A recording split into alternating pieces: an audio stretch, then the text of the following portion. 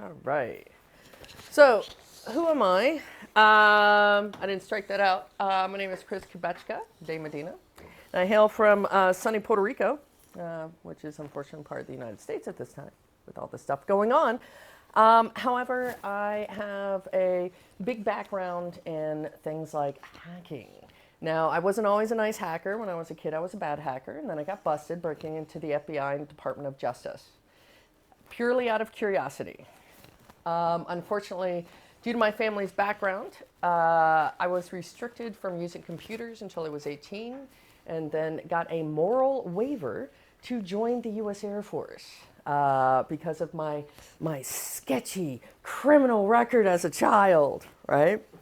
I was recently going through a security clearance to become one of the top experts in the United States, but particularly in my field of generative AI and cyber warfare on something called the U.S. Defense Science Board. However, that board has unfortunately been paused at this moment, as well as a lot of cyber functionality that the United States had previous to the current administration. A lot of my background is due to the fact that I get bored easily. So I'm a very curious individual. So I run in circles from helping get Saudi Aramco back up and running without, a world economies getting crashed, to major cyber warfare incidents between North Korea, South Korea, the United States. I also dabble in aviation. So if you are ever curious on how to hack a plane, I actually know how to do that. Boeing was not very pleased with that. Yeah, we all know how Boeing treats their whistleblowers, right? But at the same time, they were not even using encryption for their login to their flight control software, where the flight technician downloads it and puts it on a floppy disk, and then, yes. I also handle a lot of space stuff.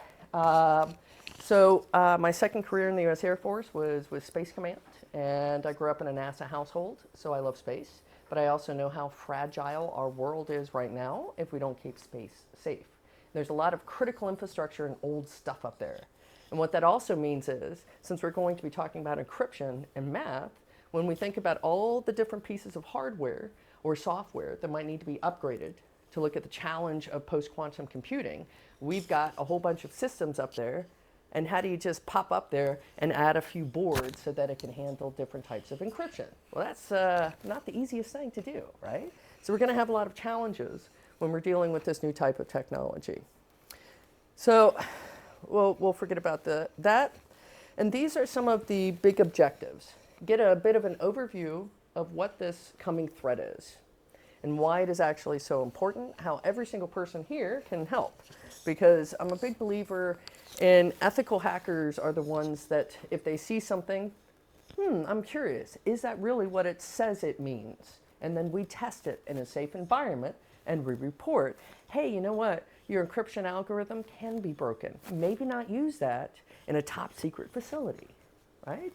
So I'm a big believer in a lot of the people watching and in this room have the capability to do that.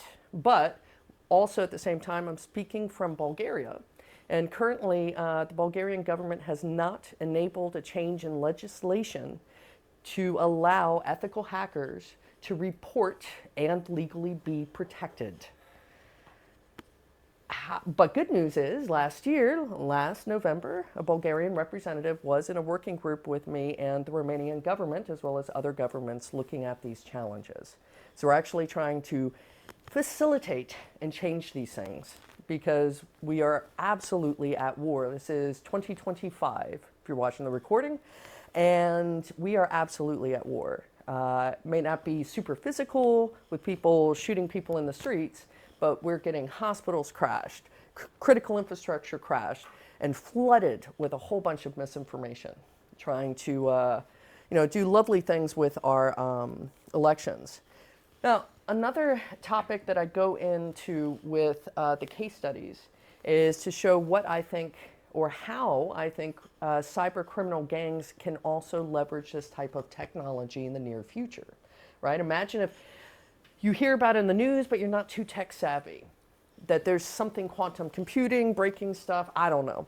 You don't really know much about it, but then, hey, cyber criminal goes, We have all your information. We decrypted it. Didn't you see the news? Now, they might not have that capability, but if you don't know any better, you're handing over whatever you want to, depending on the situation. And that isn't just regular people, but imagine that being used at a much higher level. Government debauchery. There is a lot of, how should I say, rerouting of our internet traffic on purpose so that it can be collected by a variety of different governments. And whether that is in plain text or whether that is an encrypted text, math moves forward in the future.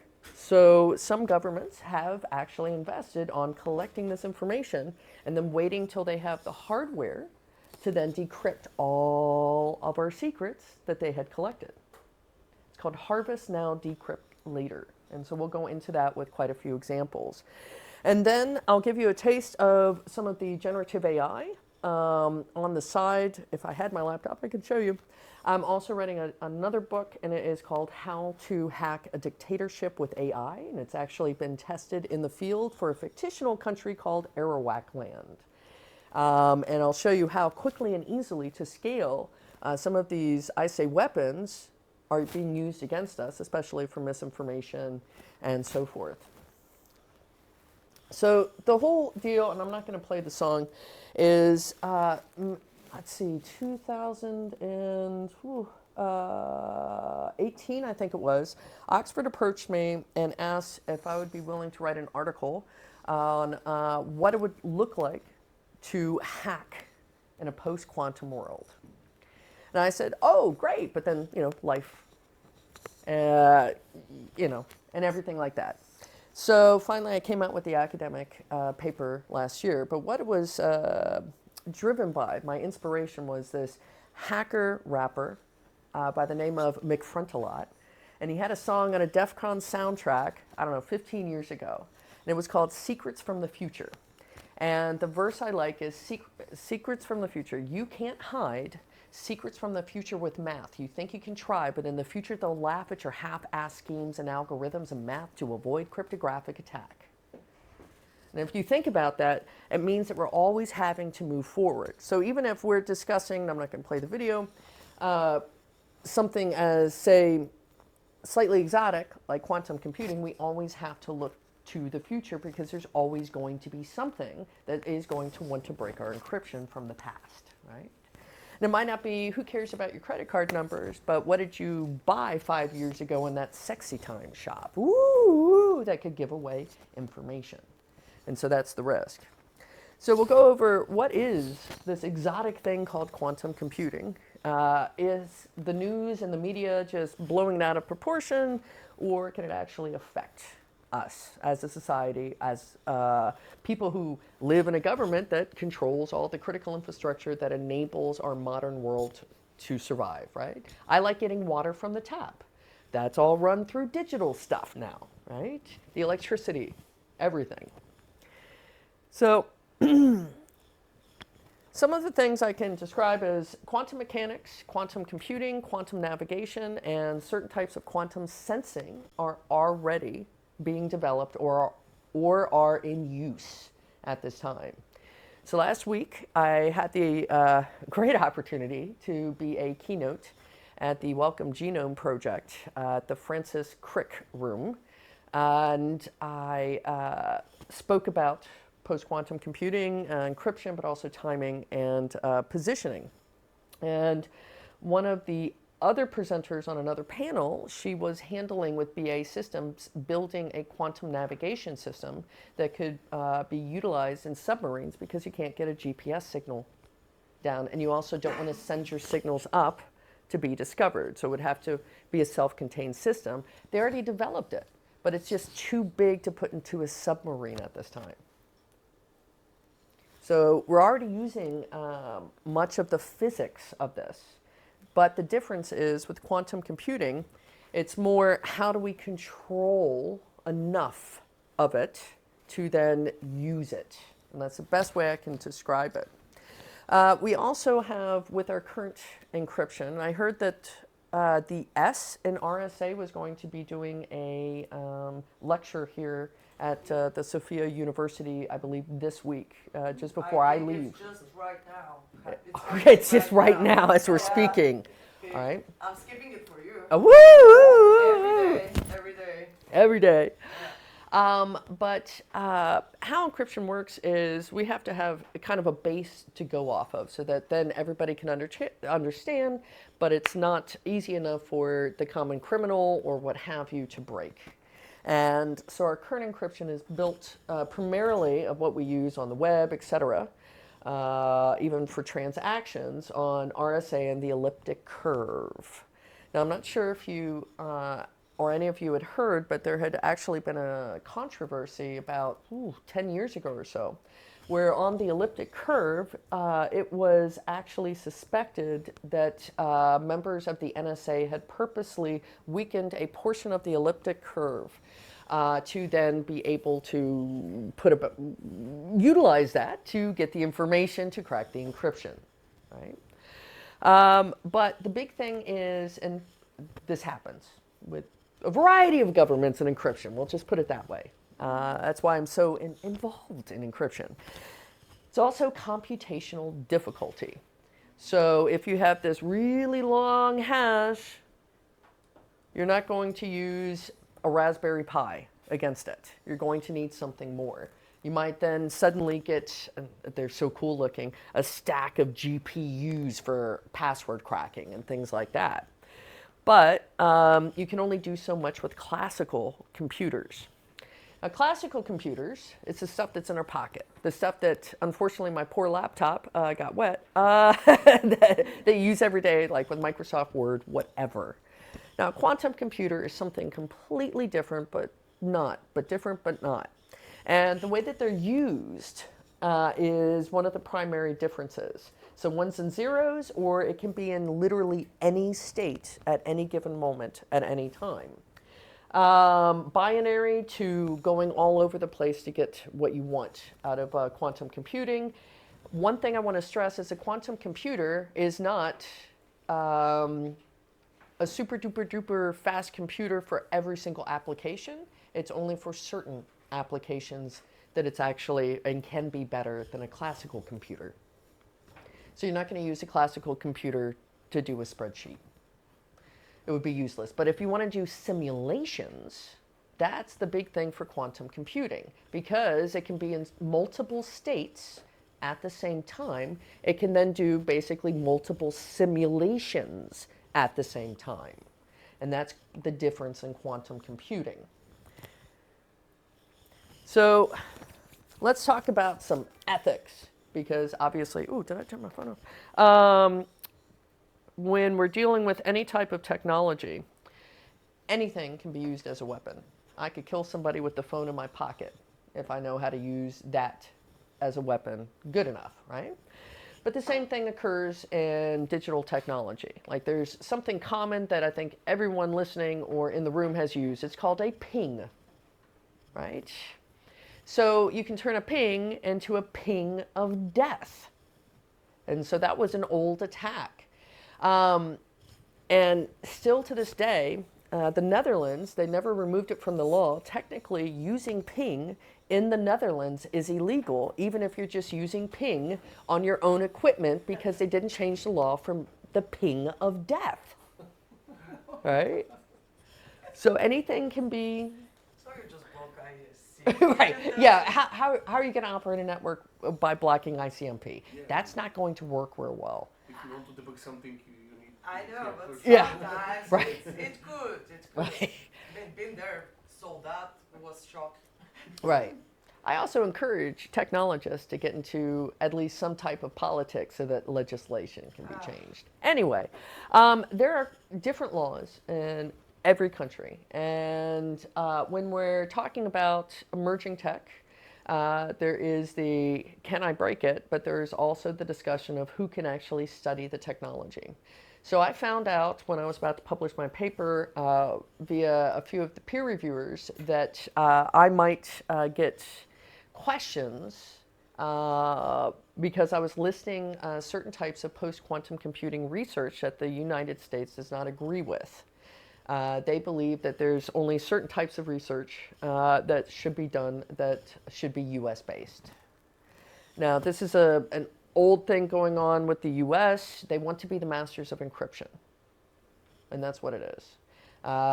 If you're old enough, you may remember there was a 56-bit Internet Explorer version that you could not export because they were concerned about the encryption. So they controlled that type of encryption. So this is just another spin on it. Doesn't really work when you've got so much international investment. So hopefully, international scientists will be able to collaborate better in the very near future. Now, one thing I want to stress is, although we're talking about quantum computing, they're going to be connected to a keyboard. They're going to be connected to a network. They're going to be connected to classical computing, we'll just call it that, classical computing equipment. There's going to be classical computing applications. You're going to have the same cybersecurity vulnerabilities that exist right now once you connect it to the quantum computer, just as when you're in a critical infrastructure system and it's might be air gap, but the moment you plug something in, you're introducing a risk, right? So we still have to think it's not so super exotic that we're still not going to be needed. Oh yeah, we're going to be needed more. So it's one of these questions of what could criminal hackers do with this information? What could they do with this technology? And also, obviously, I hate having to make a differentiation. I think all of us are hackers.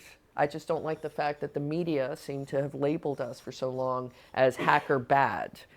So I like to say we're hackers, they're criminal hackers. And these are some of the questions, like how do you think a criminal hacking group that is highly funded, that could have billions in funding because they're syndicates, it's worth that much. How do you think a cyber criminal syndicate with a small enough quantum computer that could break some encryption, how do you think they would use that? In a bad way. In a bad way, right? In a very bad way. Like banks and critical infrastructure and hold them to ransom. Exactly, and hold them to ransom. When it comes to this type of technology, currently the United Nations does have a portion that they cover kind of emerging tech. Or how offensive emerging tech can be used under the label of cyber warfare, but it's under the UNDIFR, which is the Nuclear Deterrence Program. But that also shows you how much the United Nations views this type of technology as important as nuclear deterrence. However, people just can't agree on definitions in the UN. But that seems to be like with all politicians. So the more exotic part that I want to explain, but I won't go into too much in depth of explaining exactly what quantum superposition is. And I have an analogy because since this paper was inspired by a song, I used singers. Now, I'll keep it very short. So imagine you and I are known singers. We're used to harmonizing. But I'm here in Bulgaria, and you happen to be in London. But the moment I hit a note, we are entangled and connected, and you hit the next note to keep that harmony because we're always connected in that manner. Now, when it comes to entanglement, it's likened to a chorus and two singers in a chorus, also entangled. Whenever one singer ends up singing, the other will harmonize anywhere in the world instantaneously, no matter how far apart they are on the stage. And that instantaneous connection, that's what defines the classical expectations. You turn a computer off, it's off. You hang up the phone, it's off. But there's still that connection, and it's still entangled. So that was, to me, I tried to keep it short, one page of an easy explanation of what these things are. Now, I'm going to start going through a timeline. and where I see this type of technology going in the very near future, where it is now and where it will be. As of January of last year, a U.S. organization called NIST came out with 4 quantum-resistant algorithms that can then be used. And now, some banks, some companies are starting to do what I call the pre-transition period. They're starting to identify things that are super secret squirrel that should not be released anywhere ever. And they're starting to test out and use in production these algorithms. And I think that's good, but we're going to see, because it also takes a lot of money and investment to roll these things out. Now, if we look at some of the timeline, I'll give you, for instance, so very, very late 2024, so late November, quantum computing development, although still at the early stages, I put in 50 to 100 qubits. We are now surpassing the 100 qubits to be able to hold them into a stable state. Now, once we get to about 1,000 qubits, that's when encryption and decryption starts coming into place.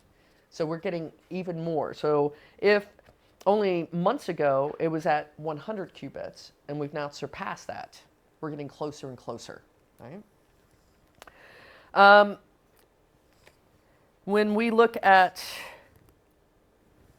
this year, moving forward, one of the things that the European Union is doing is they have invested 300 million euro to buy 6 quantum computers that will be put in different locations around the European Union. One will be put in Amsterdam, which I've already been told I get to have some access to. But if you think about, that's just an initial investment. And I highly doubt with finances of the European Union, they would want to invest in something that they didn't think would actually function, right? So the US, China, European Union, they're all ramping up all of this investment, just in different areas. I think you had mentioned the Microsoft groundbreaking stuff, right? So they're putting big money into this. And towards the end, I will tell you exactly why as well, in addition to what we talk about. Now, this is the money time. This is the development time. But I estimate around 2028 to 2030, we are going to reach our critical threshold. And once we reach this to the thousands, Shor's algorithm, which is a very important algorithm, and I'll go through very briefly, so it's not, you don't have to be a math head, but just to explain. And I also put, for those who have the loose printed version, I will also figure out how to send a PDF, because in there I have the code of how to test this out with Shor's using an open source tool called QSKit. And the code's right in here. Where you can do it right now. Just, small encryption. So I estimate that once we reach that point, the first cyber attacks are going to occur using and leveraging the information, and obviously espionage will be involved. Because if you can crack all those secrets, wouldn't you like to know, right? Right? So I estimate that once we get to 2031, to 2034, that is when the full threat capacity, where it won't just be US, European Union, and China. There will be other countries. And it also begs the question, should this also be restricted, again, like nuclear technology, if suddenly a rogue state like Iran got the power to decrypt everyone's stuff? That would not be good. So some of the things that we have to think about is whenever a brand new technology is available and it can reveal secrets, I ran out of books, but I'll get you a PDF. This is going to be like a kid in a candy store with an oligarch father. So, Recipe for disaster. yeah. Did you hand me that water? Yeah, That sure. big bottle of water. No, thank you. Another thing that we have to think about, thank you, as artificial intelligence, that umbrella term, there are many different things underneath artificial intelligence, but once we use not generative, but perhaps, but other types, and it converges with quantum computing, we've already seen a mass acceleration using this type of technology. It'll be like giving it I don't know, an unlimited amount of cocaine and letting it go wild. That's the way I kind of envision it.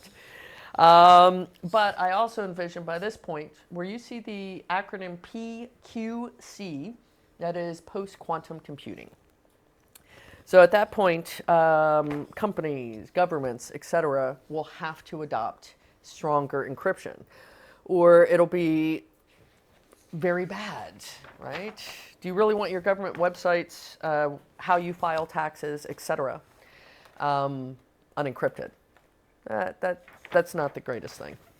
I also imagine that once we start getting to this point, the European Union, I almost feel like Baba Vanga. I actually wrote Baba Vanga on the sheet, right? Will either create their own PQC Act, or at least have some addendum to the GDPR stating that they have to do pre-transition. Go ahead. By the way, right now, the European Union is distributing substantial amounts of funding open for application from different companies or states, wherever, in the field of post-quantum computing cryptography preparation. There was already one call by Horizon Europe that was evaluated in January. I assume that by now the projects were already rewarded with the amount of money that they requested. And they're exactly going to do, and Horizon is more of the research program of the European Union, so they're already financing this. Yes. Now, hopefully, the financing won't only go to the big four consulting groups, which has been what's happening. No, it's not going there. Good, because they don't know It's anything not about going this there. stuff. No, it's going, no. Whoa. I can tell you for sure it's not going there. Oh, it They kills actually me. don't apply. Good, because they I changed know, the rules. I love them too. Yeah. So it's one of these questions of what type of data do you want to keep secret? Think about all the data, God, on my poor laptop. But these things we think, hey, things are moving forward. That sounds fantastic, and all of a sudden, bam! And that's kind of what this is, right? So this is actually. It turns out that that I got quoted a lot. This was from my first book. So I was not the original person who hacked into the Panama Papers. I do want to stress that I was the person who rehacked into the Panama Papers law firm and exposed even more data and gave that to the ICIJ. And then I wrote about it, and I wrote them an instruction manual for the ICIJ. And then I published it into a book. And I might have to go back to the U.S. for a court case on it. Not me charged, but yes, it appears that the individual who was the original person also was promised certain funds for reward of exposing tax evaders, and that person did not get the money. And so now Fonseca, which I had an angry exchange with Fonseca, I think it was Fonseca, is trying to say that it was something else, and they don't have to pay the money, and the law firm's still around. But here we are. We're in the very near future. We still have the same situation. Shell companies, banks, banking secrets. But imagine if they did not prepare. So in this case, it's 2030. And we're dealing with a Swiss bank. And we all know how super secret squirrel Swiss banks like to keep their information.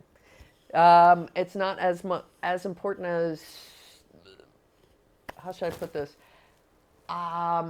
They will do anything to keep the ownership of funds private. They might put in the public how much money is made for the bank, but the Bank Secrecy Acts, they try to hide everything. Now, the Panama Papers law firm, like many other law firms, there's been multiple numbers of leaks of these law firms. They set up shell companies to separate. And here this bank, well, they didn't plan ahead. And because they didn't plan ahead, it becomes an even bigger issue. There's not only a monetary heist, but there's also mass exposure of all sorts of powerful people, right? And how well do powerful people take being exposed over their corruption or dodgy dealings? Not usually well. So the attackers come in breaking Shor's algorithm, which is the basis of SSL and TLS, of what we use on the web right now. And they go ahead and expose the data. They're able to decrypt, and they also insert some malware because it's a destructive attack.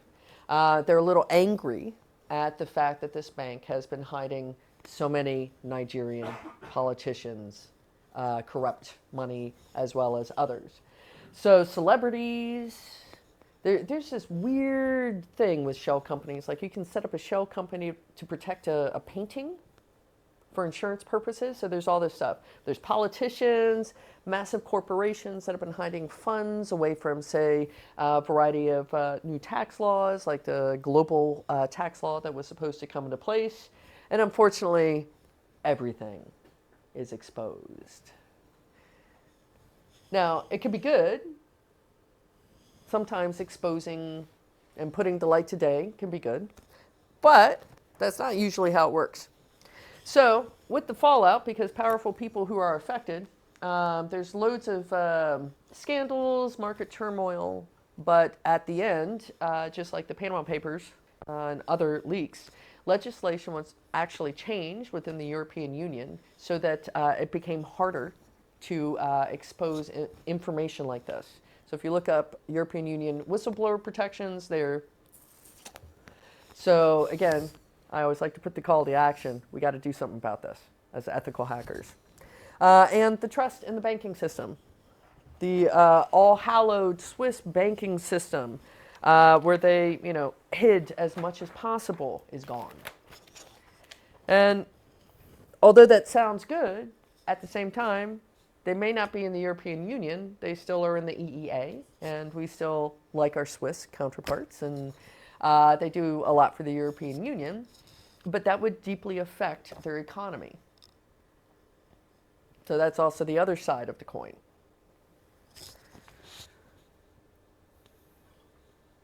Another thing I should add is I do think once we get to this type of attack, it is going to be nearly impossible if we don't plan ahead to attribute anything. So how could you prove who actually did it? Because it's already difficult enough to do that. Right?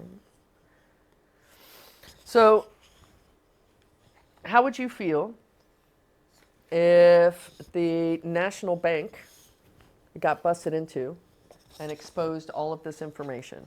Your information, but also celebrity information, or oligarch information, or oligarch mistress information, you never know.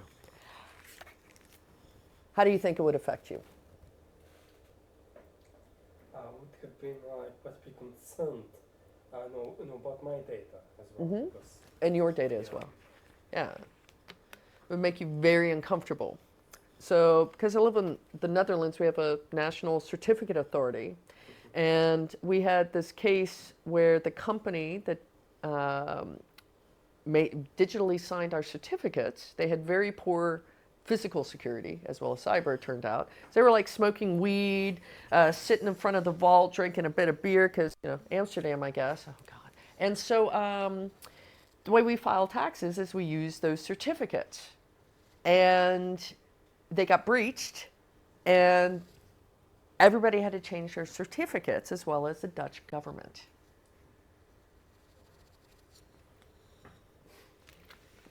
It was called DigiNotar. And so it super affected every single person in the Netherlands. So now we have this new threat landscape. And I like to talk a lot about this thing called harvest now, decrypt later, because it's posing a bigger and bigger threat as quantum computing matures. Now, breaking classical encryption used to, we're future speaking, take a lot more computing power, but now with quantum computing, that might not be the case.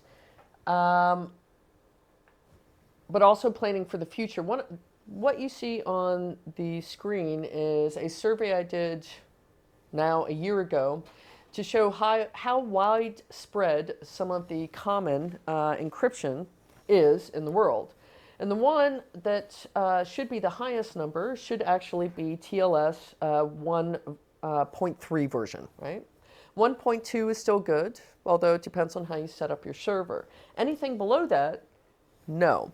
Now, one other thing to consider is RC4 as a cipher is also still widely used.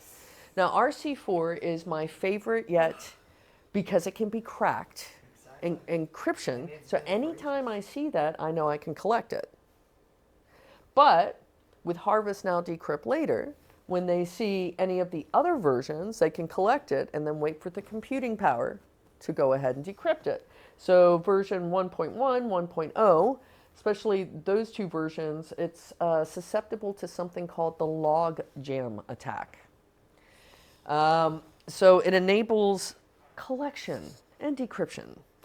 So when I speak about, I'm getting bored sitting here, collection. The way the internet works is on top of the internet, you've got this thing called BGP, Border Gateway Protocol, that enables a peering relationship that is very trusted. The protocol was written many, many years ago, so old that in the RFC, they did not have a section called security considerations. So the older the protocol, the less likely it had security configurations and considerations thought about. Now you have to like bolt it on. But BGP is actually quite vulnerable. So in 2008, this was the first big case that showed the world how easy it was. Our current leader of the Netherlands, who got voted in last year, while he was not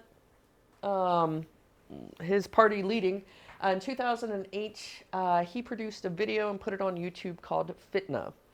And with the video, you saw a book, but then you heard a sound afterwards. And they tried to make viewers think that they had ripped apart a Quran off camera. Anyway, that upset a lot of people as the leader of one of the political parties in the Netherlands. So multiple Muslim nations said, hey, YouTube, can you take this down? And YouTube's like, no, man, that's censorship. So Pakistan goes, we're going to block YouTube. But somebody made a mistake.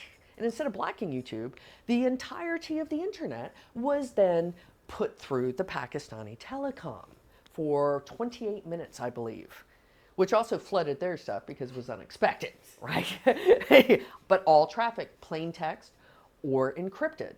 And in 2008, Gmail did not use an encryption certificate for a login. So when you logged into Gmail in 2008, it wasn't encrypted. Right? Right? Was it still in with invites or no? It was earlier. Not anymore. Yeah, not. In the beginning, It was then invite, and then it became public, and then finally they encrypted it, I think, in 2010. Now that was done accidentally, but there are a few websites. One of them is, I think it's BGPmon, which will show you all of the active BGP rerouting and hijacking that is going on at any given moment in time. And as much as I love the Chinese language, China seems to be doing a lot of this. And they also have the capability to do the data collection. And that's one of the things that makes it rather dangerous. And they are almost constantly rerouting traffic, whether it be from the United States, the European Union, prior to trade negotiations starting 3 months before. It's almost like clockwork. They will start rerouting and hijacking the BGP to collect information. The South Pacific, the Philippines right now are getting absolutely hammered with this to the point where it's affecting some of their businesses because of the latency and the connectivity. So these things are already happening. Imagine if China, the United States, or other governments have the capability to already do this now, or just to collect the information, how it will be used in the near future when they can just decrypt so much, right? So I do want to stress, China isn't the only one. There are many others. Russia is another country. However, they seem to do it more targeted, very, very targeted.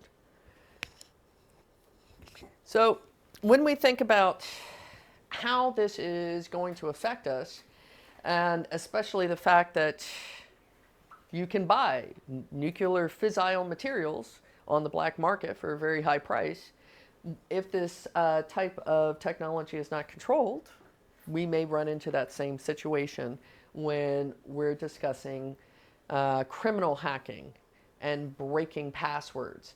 Now, one of the big things is the two major algorithms to remember are Shor's and Grover's. And Grover's will be the one to allow the acceleration of brute forcing for password cracking. But I also believe, due to the sort function, vulnerability scanning will also be accelerated. So this is all the mathy bits. But I also will make sure everybody has the PDF and the code, because what I did with the QS kit was set up 10 lines of code or less to actually do this stuff hands-on in 5 labs at your house. 10 codes of line or less. But I had to put the math in because I wanted to feel smart. So another thing,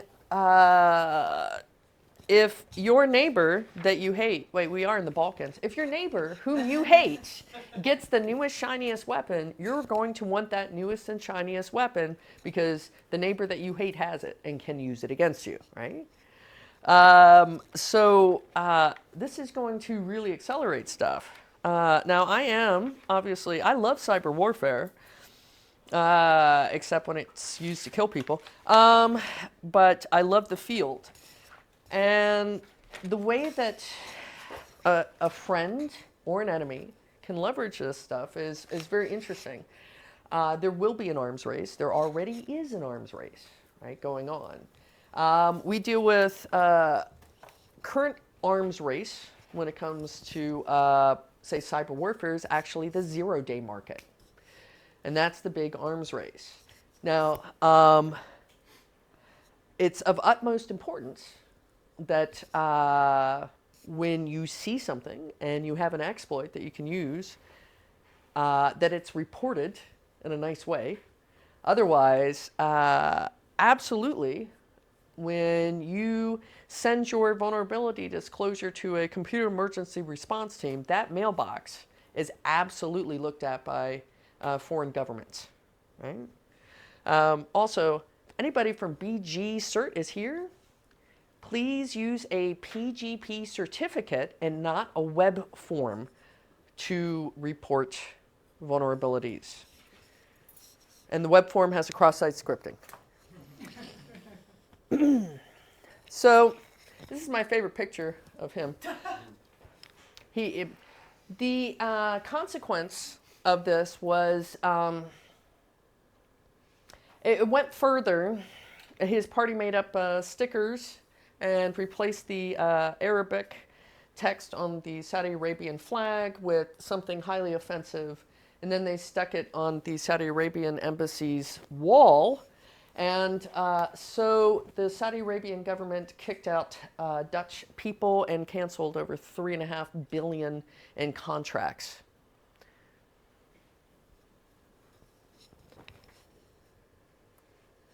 So why is BGP rerouting and hijacking oh so very easy? Now, I also put in the PDF you will get the complete code and a toolkit where you can simulate building BGP routes and then simulate rerouting them, hijacking them, and taking them over. So I'll also put that in here as well. It's a complete course. But it's a trust system. Hi, how are you? You're BGP too? Hey, go ahead and connect to me. This is fantastic. I trust you. Absolutely. And that's one of the problems with why BGP is so easy to break, basically. There are opportunities to secure it, but of course that takes money and that takes a bit of change in the configuration. And right now, it doesn't still seem to be that important. And I do question why. Because we've known about these things, but yet still more countries don't want to force the better standard of BGP. I always wonder if that's because it enables them to get the traffic. So you have to think about that. Lack of authentication. That sounds great, right? That's BGP. No central authority.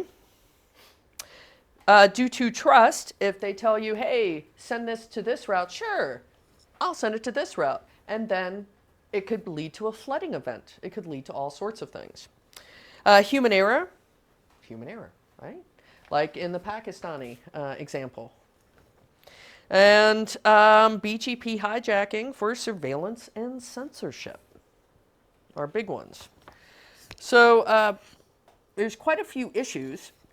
I mean, like, I've known some of you for a little while, but as much as I like all of you, I don't trust you enough to give you my ATM card and my pen, right? But basically, this is how BGP is set up. And you don't need much, because if I can put it in a book with all the code and you can run it at home to simulate this entire thing, it does not have a huge technical barrier. So surveillance is easy, hijacking states. There was a really good case, and I also, when you get the PDF, I have one of these with it. Amazon, AWS, was called Amazon AWS 53. The cyber criminal gang actually did the same thing that a nation state did, but against Amazon.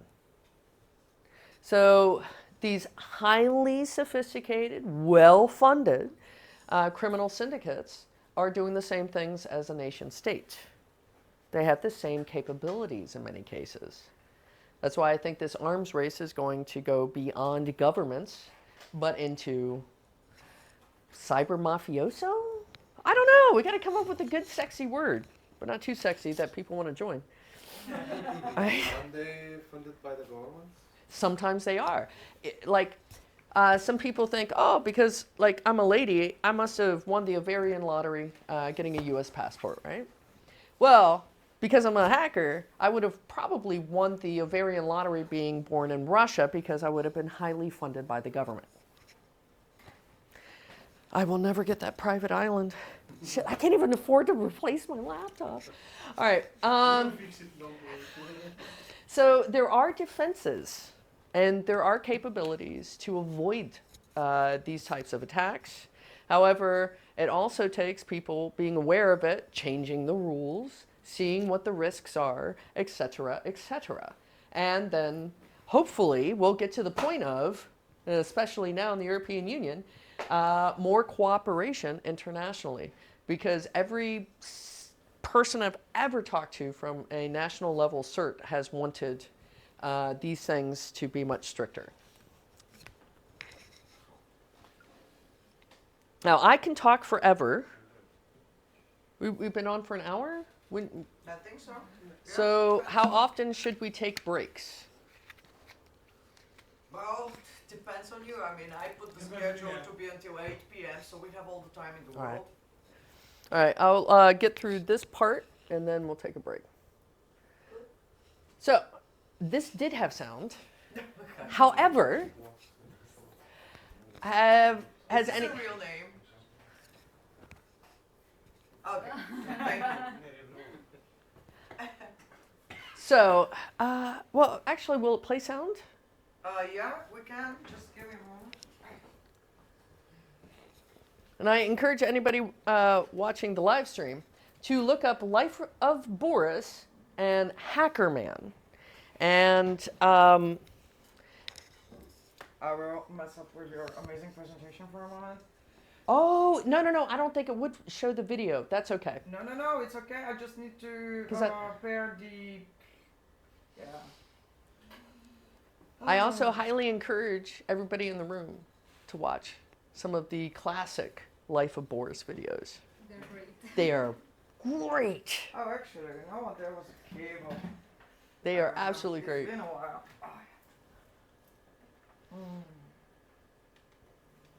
I'm so glad I finally have a laptop that has this jack. But if we can't play, no big No, deal. it's okay. Don't worry. We can do whatever we want, my dear. Right? Okay. So, it's on. All right. Oh no! All right, hold on. Take help. It's okay. It's when we had to Oh yeah, because we moved it to slides. slides. Yeah, sorry, I don't have Microsoft products. Um, I'm poor. Donations are welcomed.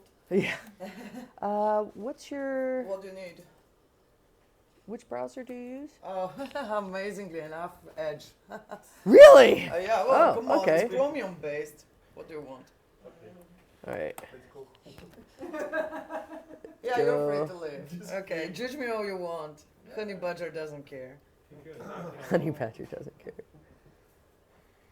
Oh, fun tip for everybody in the room or watching. If you want to watch YouTube videos without any of the ads, use a VPN with an IP number for Myanmar. Because Myanmar. Yeah, there is no ads there from there? Because they're so heavily sanctioned, they're not allowed to show ads. If there's one takeaway. That's the thing though, I don't remember how the notes sound. Vancy, I miss you. You were the only one who knew how to increase the volume on How many this. fucking ads were there? Yeah, but I don't know how to make the volume up on that. Anyone? Oh, there it is. Magic. And now it's done. Yeah? Okay. Oh, please, technology. All right. Can you come, please? Help me. So good we have a hardware guy. I have no idea. It is weird, isn't it? No, it should be from here. One of these buttons I pressed and it worked. Can you put play though? Oh, That's the radio. that's the mode. Ooh, that might actually not be Okay. the right video. All right. Could you play it? Well, I'll play it, but I. Yeah, just. Oh, I didn't grab the Just right to start video it. just to play it. Okay, let me just find the right input. That's the radio. Okay. Ratus, this is so messed up. Still, thank you. Okay, that's the. But we need sound to test it. Oh, hold on, Yeah. hold on. Oh, I don't know how to use your browser. Oh no. What do you need? Tell me, dear. What do you I- need? You need YouTube.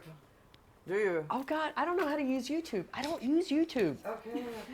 unless it's in Myanmar. So yeah, I watch Okay, videos what are we another way. looking for? The Life of Boris. the Life of hacker? Boris, Yeah. hacker, Boris Hackerman. just hacker, Okay. and then I believe. Yes, that's it. Okay. Do we have sound though? Yes, we've got. You can try to turn up the volume from the player and from the computer. We And do. yeah, that's why there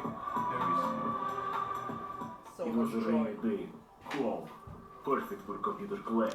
This is how easy it is For to some break other BGP. cars like jailbreaking, and Hackerman Boys was about to be born. But this was early 2000s. There were about 30 computers total in the whole Eastern Bloc at this point, and for some reason 20 of them was in my school. But this was some regular regional school. The barrier for entry was literally a pulse.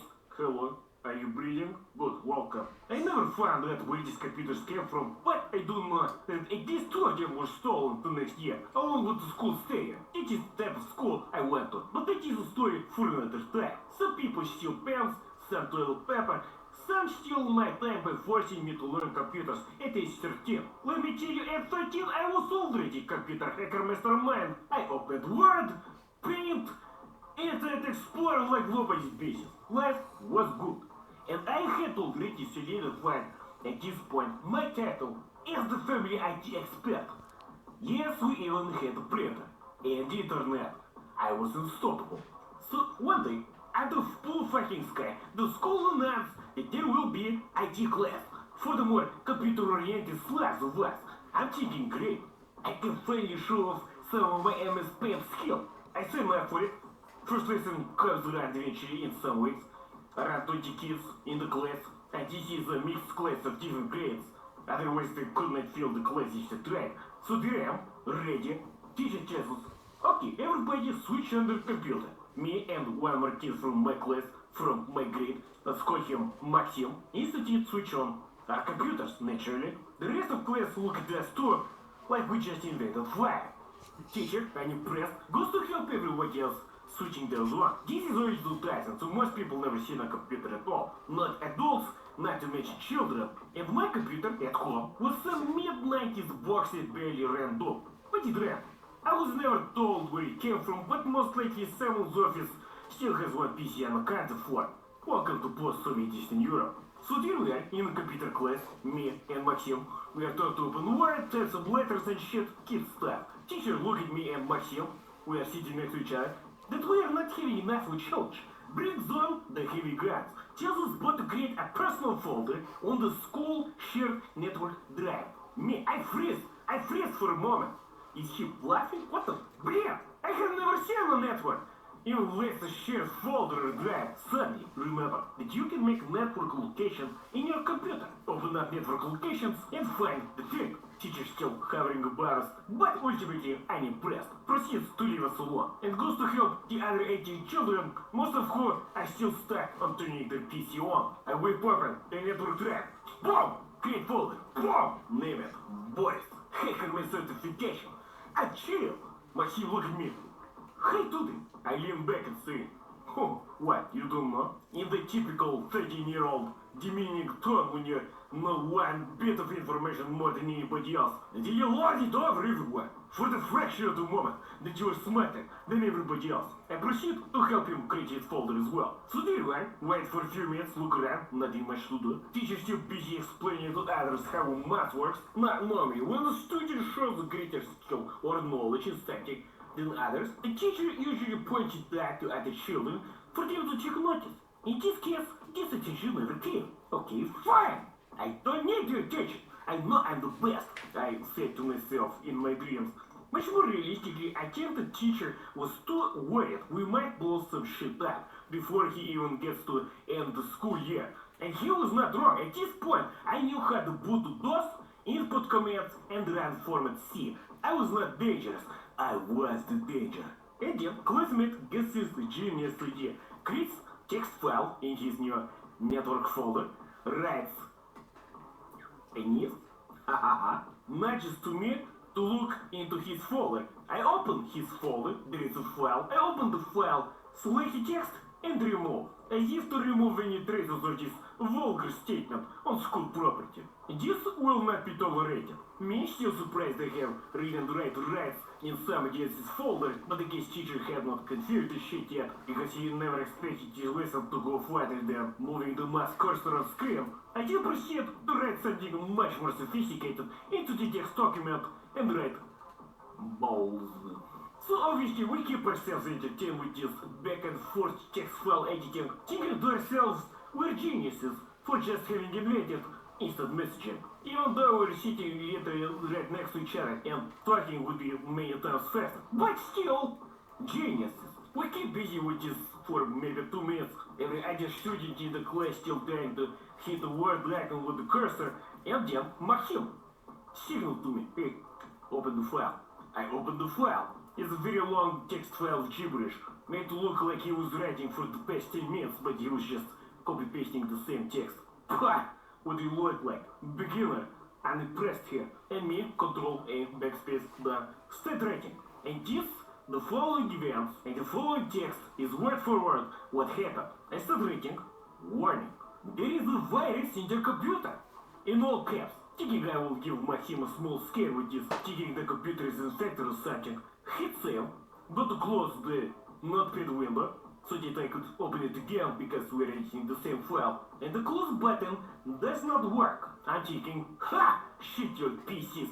Someone probably opened Word too many times, huh? Crashed the network here. Classmate look at me and say, hey, I cannot open the file. Cold sweat. Блять, what did I do? I nervously tell him. Your PC probably just crashed. It's normal shit anyway. He shut his PC off from power switch, and I switch off mine as well, because mine was not responding at all. Completely dead. I'm thinking, safe. Literally, seconds later, I hear someone from in front of class saying, they cannot click on things anymore. Sweat intensifies. But keep in mind, Maxim had no idea what I had written into the file because he never found out, and I never told him. I never told anyone. This is the first time I mentioned this at all. Teacher goes around class, trying to fix this problem. Everybody's PC has crashed. Comes to my PC, I say, mine crashed too. I just switched it off. She's like, okay, yeah. The network probably crashed. I'm thinking, what? The what? Teacher walks away. I'm clear. For now, instantly start thinking about the shenanigans we have done with the text file and how it might have killed the whole network. And then remember, the text file with all the incriminating evidence was in Maxim's folder, not mine. Safe once again. But blять, maybe they find out who was editing the file last time because everybody was logged in with their personal accounts. Shit. Few minutes passed, teacher cast a class short by 20 minutes. Because at this point, all 20 PCs are dead, including his. I'm thinking, it's over, I'm safe, I can breathe another day. Be a nice class, haven't told anyone anything. Don't want to incriminate myself, you know? I mean, literature class. Mid lesson, the school administrator walks in. I think nothing of it is common. She always brings in some chalk or some shit, fresh notebooks, but not this time. She's not alone. And who walks in after the administrator? Of course it is the IT teacher. Oh, I believe.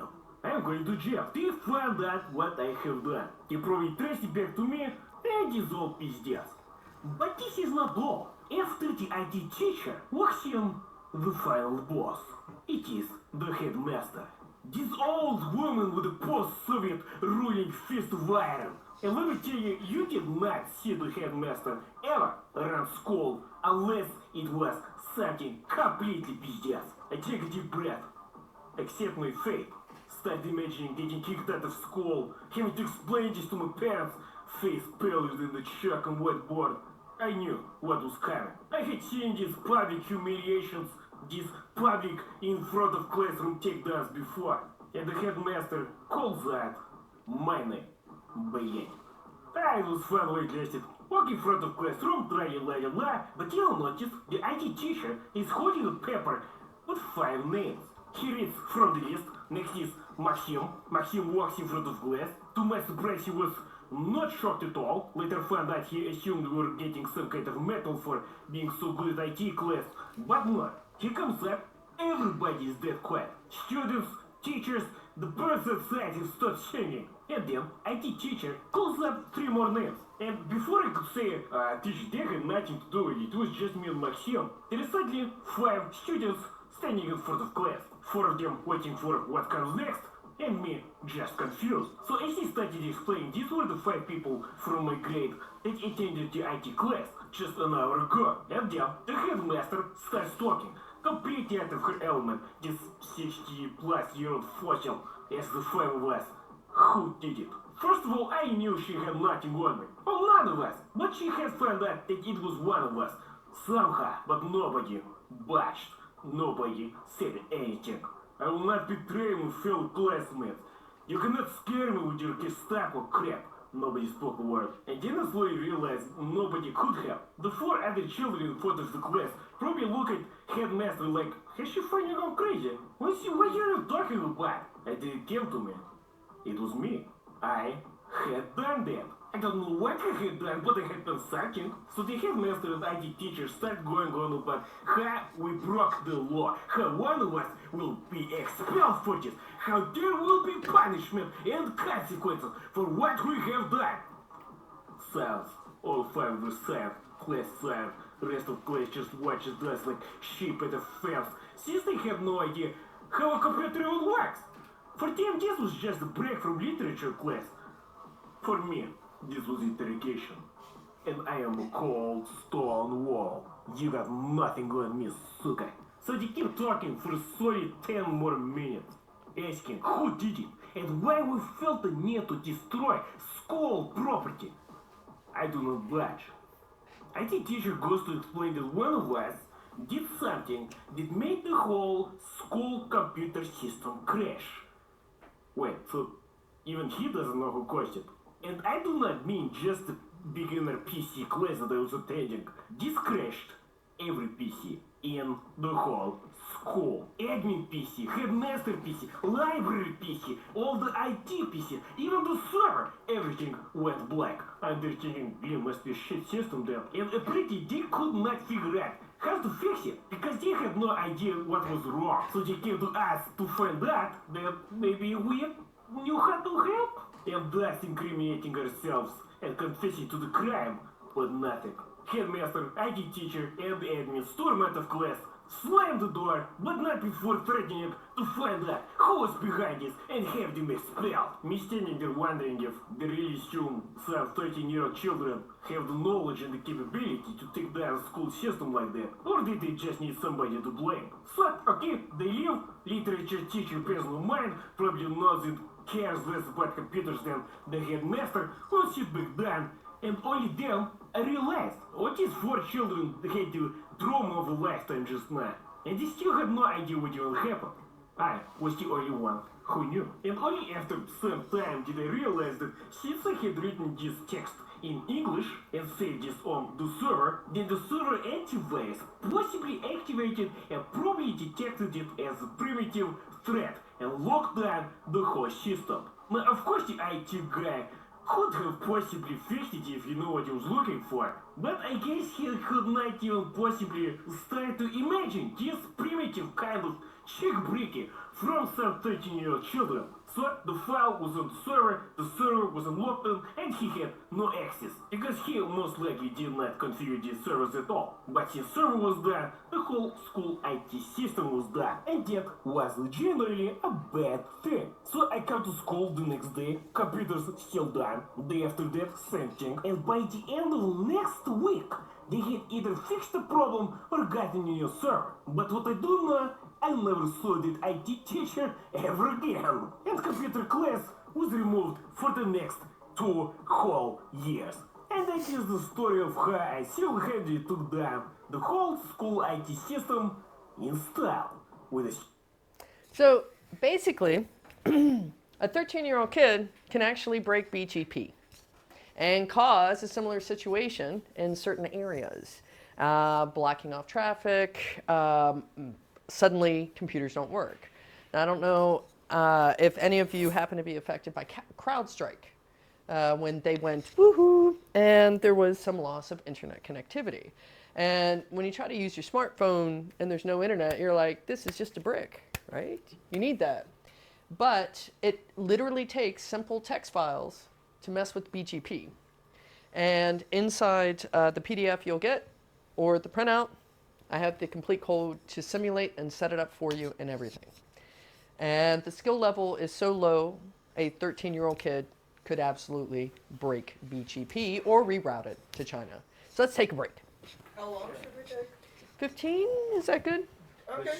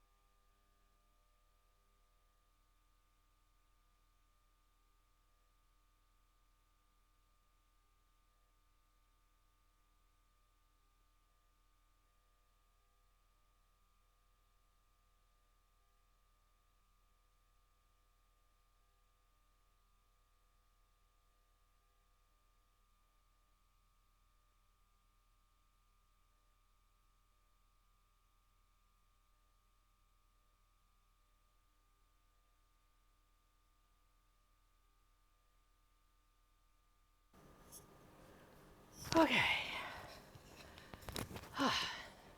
Man, those stairs. All right, so whenever anyone's ready, we'll get all settled in. We'll start going through the first case study.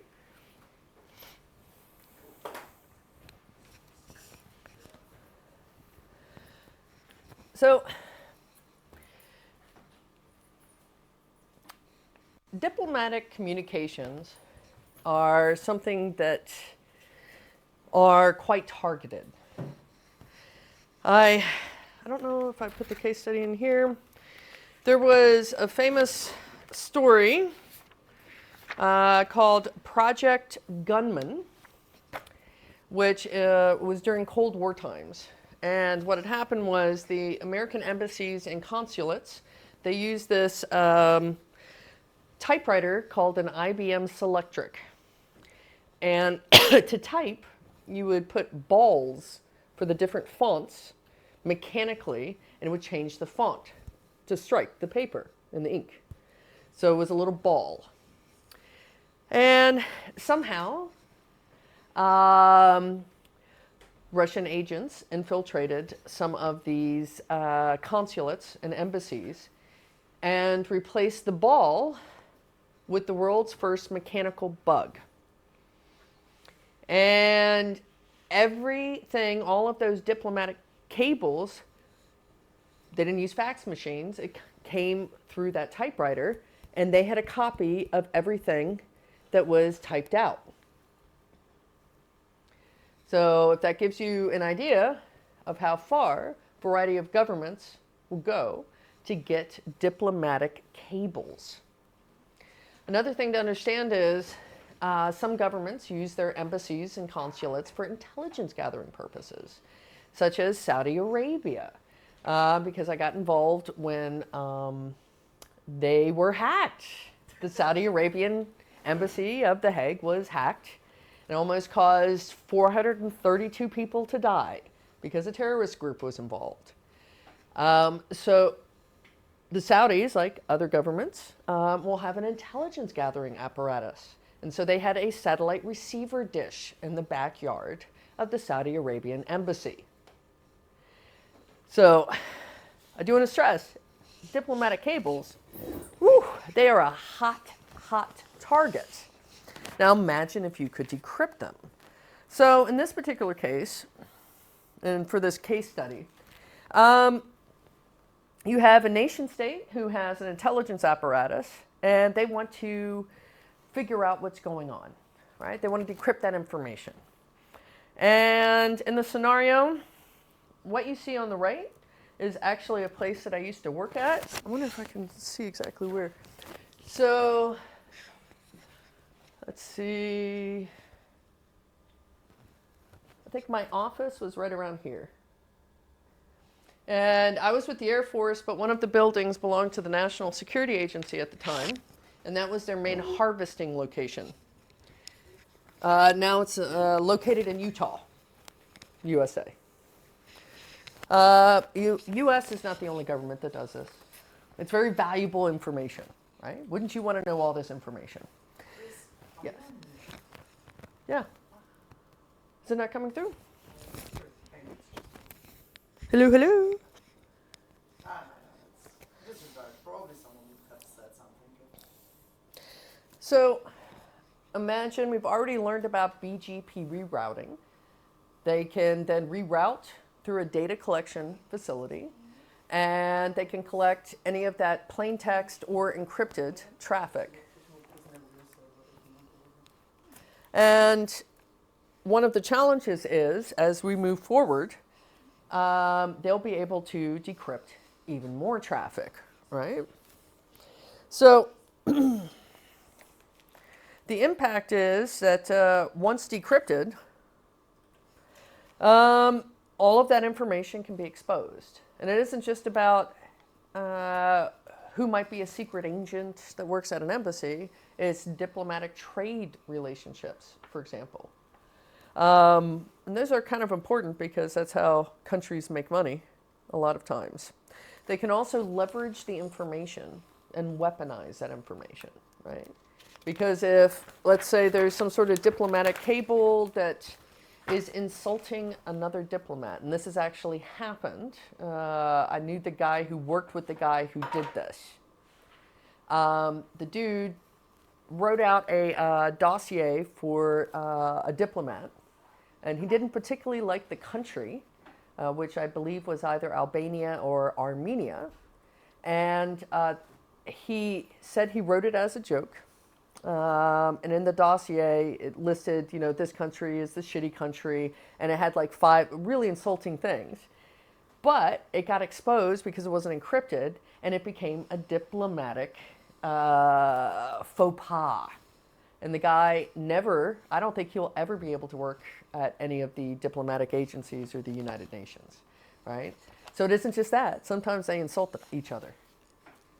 There's a famous case where Jackie Kennedy had visited Buckingham Palace, and somehow it leaked out that in a diplomatic cable that she made the statement privately that she thought that Buckingham Palace was an old rundown dump because it hadn't been renovated in a long time, right? So it isn't just ones and zeros, it's also the type of information that can come out.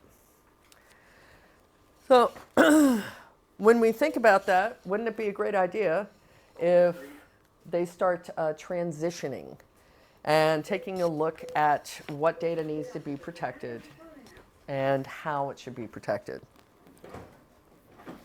So then we start thinking about how could the same type of technology also be used by a cyber criminal syndicate. Now, we've seen in the Amazon AW53 incident that cybercrime syndicates are already going after certain things and messing up the BGP routing. Now, I'm sure they also have a variety of capabilities, and they can decrypt some of that stuff that has RC4 or TLS SSL version 1 or 1.1, because they can afford the powerful computers to break this thing called logjam attack. I don't know why they called it that. And so they can reroute. They can reroute pretty easily because we've seen that it's pretty easy to reroute BGP. And then once they gain the advantage for these types of, we'll say, arms, then they can go ahead and decrypt. And imagine the type of things they can get and decrypt. So you've got contracts between companies, which can be trade secrets, right? Every once in a while they have these news stories that one of these Gucci purses actually only costs $5 to make, but it's driven on, you know, this huge markup. And what happens is if you give away trade secrets and people know, unless you're Gucci, that you've got this humongous markup, they might go to someone else or pick another supplier. All of the transaction histories and any of the customer information would be affected if it was going after financial records. Another thing to also consider, and I've seen this between Armenia and Azerbaijan in 2021, when the very fragile peace deal broke. There is the Armenian Cyber Army, and they were able to attack a bunch of Azerbaijani financial records. They were using weak encryption so they could crack it. And then they exposed a whole bunch of stuff. And one of the things they exposed was a particular minister was paying through his salary, but his card, his government-issued credit card, for HIV medication. And in a very Muslim country, a man who is HIV positive is not looked well upon. And so that information got exposed with a few other bits and was a big scandal in Azerbaijan, and the minister stepped down. I'm not sure what happened to him. But these are the types of things that can be leveraged right now. Imagine once they get 1,000 qubits. It's not going to be a pleasant thing. They can also take that information, manipulate it, and invent anything they want. So if any of this were to happen, I can imagine at the end there's going to be fraud, there's going to be new laws, and how do we get the best laws created when it comes to technology when the majority of our legislators don't actually know how to turn on a computer? So we have a big challenge for this. So one of the things I stress, it's also included in this book, but also in my academic paper, I put 10 areas where tools should be created in advance for the what I call pre-transition period before we go to post-quantum computing, in hopes that some lovely, I don't know, cyber sugar daddy investor firms would go, hey, maybe we need this and that and this and that, and start developing these things. I can still dream. That's all right. So now we start thinking about what would be the effects on the pharmaceutical industry, all right? So I'm trying to take you through some of these things to think about how many of our different industries would be affected. Now, I don't know about you, but I kind of like antibiotics, right? I like medication that keeps me alive. And many people depend on all sorts of medication. Now, I'm not quite sure how it works in the European Union. I can only speak from the U.S. Experience I've had with the pharmaceutical industry is many of our taxpayer dollars go into developing these pharmaceuticals and research and things of that nature. So then, it gets taken to market, whatever. But if somebody can steal that, that's a complete loss of everything that we've invested as taxpayers into that medication. Now, the country of Denmark, what was the last stat? Around 20% of their GDP right now is due to weight loss drugs. Omeprazole or what? Yeah, those things. Yeah, they develop them there. Oh, wow. So they're having not an oil boom, but a pharmaceutical boom. Now imagine if a competitor was able to take that without having to put the money into replicating any of the research. So there are a variety of different countries that do not believe in respecting patents when it comes to pharmaceuticals. Now, sometimes it works out, like India, they could not afford with their population, the cost of advanced pharmaceuticals. So they made a decision for certain pharmaceuticals that they would just make themselves. But if you get another country that then wants to sell these weight loss drugs, I think it's about 200 or 300 British pounds per month to get these injections, right? Wouldn't it be better if it was 50 pounds a month? Right? Many people would go there and get the other. And what happens to our lovely friends in Denmark? Massive losses of huge amounts of revenue. Right? Which then unfortunately would also affect the rest of the European Union because they kind of put a lot of money into it. Right? And so these are the types of things that could occur by using some of these techniques that firstly are already in play and what will happen in the very near future once we have slightly more advanced technology. And as much as I hate taxes, I do like the things that get paid with them, like electricity and water and infrastructure, right? So now we start thinking about military applications. Now, let's see, it's 2025. In 2016 or 2017, the FCC, which is the Federal Communications Commission, finally mandated that all new space launches, the equipment that they carried, if they were communicating, had to have encryption. So it's been less than 10 years, since they said this is an absolute requirement on top of all the other requirements before you launch. So once you put something in space, it's much more difficult to add hardware to it. So what happens is our satellite communications, many of the private ones that aren't big corporations that are older, have no encryption. So there was a criminal syndicate gang, out of Russia, I can't remember what they were called, something cat. I think it was Black Cat. I might have gotten the wrong one.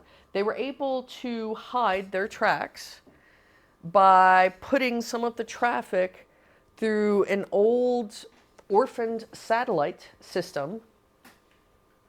And then when the police were like, we can't figure out where the attack came from, it keeps saying space, they finally figured it out. Right? It's a great way to hide your tracks. And there is a Netflix show called Space Force, which is kind of funny. Yeah, I want to watch it. But there is a reason why the US and the UK actually started a Space Force. And the reason being is many of our satellite communications are under threat. So when I was with Space Command, one of the more novel ones that we would get, and it was very interesting, was I call them vampire satellites. And because of the way that they were either encrypted or not encrypted, or, it was a bit sketchy back then because of the hardware available. A Russian satellite could come around and, much like bending fiber, try to get between the communications of the satellite and the land station as a man in the middle and sniff the traffic. Or if they couldn't and they got pissed off, what would happen is where our satellite was, they would try to move theirs in front of our solar panels to shadow, to cause us to lose energy and power on the satellite communications. So that stuff was going on last century, late last century. What do you think is going on right now? Right? Chinese have a dark side on the moon base. They're using 7G communications. There's actually a communications war up in space, and we're just hearing about 6G. So, what do you do with these things up in space? And then you know that someone could possibly get in the middle to the space version of Harvest Now, Decrypt Later. There's still a question of what's encrypted up there, how old the hardware is, and if it can be upgraded and usable. So, this is just normal space stuff. The stuff that you have to deal with. Old stuff. Does it work together? Is it encrypted? Is the sun okay? Because if the sun throws out and injects plasma material, it causes solar weather. Now, we've heard of the aurora borealis, right? So the Earth is wrapped in a magnetosphere. And when solar material comes towards the Earth, that spreads across the magnetosphere, lighting up the skies. But when there's a really powerful one, like there was last century called the Carlton, what had happened during telegraph times, before telephones, it was so powerful, you could see the aurora borealis all the way as south as Cuba. And it sent electrical shocks to the telegram operators through the telegraph system because it sent so much energy. So it can actually fry stuff. Some people also refer to it in a slightly different way, electromagnetic pulse, EMP. So these things already affect this stuff. And then you have debris. The more new stuff we put up, unfortunately, we have this cloud around the Earth right now. And there's a real danger if you attack satellites and do silly things like the Chinese, a little bit over 10 years ago, wanted to show their military might and show that they had surface-to-space missile that could shoot down one of their old orphan satellites. And they did not think about the space debris that would go out. Now, I'm not sure what other governments do, but I know that the Space Force and U.S. Air Force had come out saying they can monitor debris up to, 3 centimeters in diameter? But these things are flying 6,000 plus miles per hour. And just the dust can go right through the ISS. There have been multiple times the ISS Space Center has had to move out of the way. Then you have satellites that nobody can control anymore. So there's one particular out of control old television satellite. It's about 40 years old, that other satellites have to move out of the way. And if the cloud around the Earth gets much, much worse, well, actually not even that much worse, we risk not even able to have space launches or communications outbound. And it's called the Kessler syndrome, the real danger, where the more stuff you put up there, the higher the probability it will cause a chain reaction and just kill all of our communications. So here we have this emerging technology which will require us to put more stuff up. We still don't have the technology to wipe away the debris. And there's been a lot of money put into place. The Japanese tried to basically invent a net, but it didn't work. So we have all of this stuff, and that's just normal every day. Oh, and bit flipping. So there was a situation in Belgium about 15 years ago. And this tiny province, all of a sudden this one candidate basically got all the votes, but not just all the votes. It was 10 times the amount of votes that anyone could have gotten because not that many people lived there. So the closer you are to the sun, the more you will be affected. And so there's this thing called cosmic rays that can actually flip bits. Now we have less likelihood on the Earth, but the closer you are, and without the Earth's magnetosphere, you're much more exposed to bit flipping, which will literally randomly change your software instructions to your hardware. Pretty cool, huh? That's why they give 2 or 3 computers. Correct, so that they can go off of instructions. Yep. And the majority wins. Yep. So that's actually only been required now for 10 years. Yes, Which they learn about this. Yeah. So we already have this stuff, right? But we absolutely need space for navigation. I mean, when you connect up, backing up to, say, Google Maps or whatever. So yeah, that's problematic. So yeah, we have all this old stuff, and this meme is great. Your phone has more power than my whole space program. It must make your trips to the moon much easier then. So we have satellites that don't even have the hardware in our pockets up there. Right? So what do? How do you patch it? How do you add another chipset to enable it to have better encryption? Self-application. Oh, maybe. I'm hearing news about this, but they're, conspiracy. So then we have the nation state friend in Soviet Russia, Space Explore U. So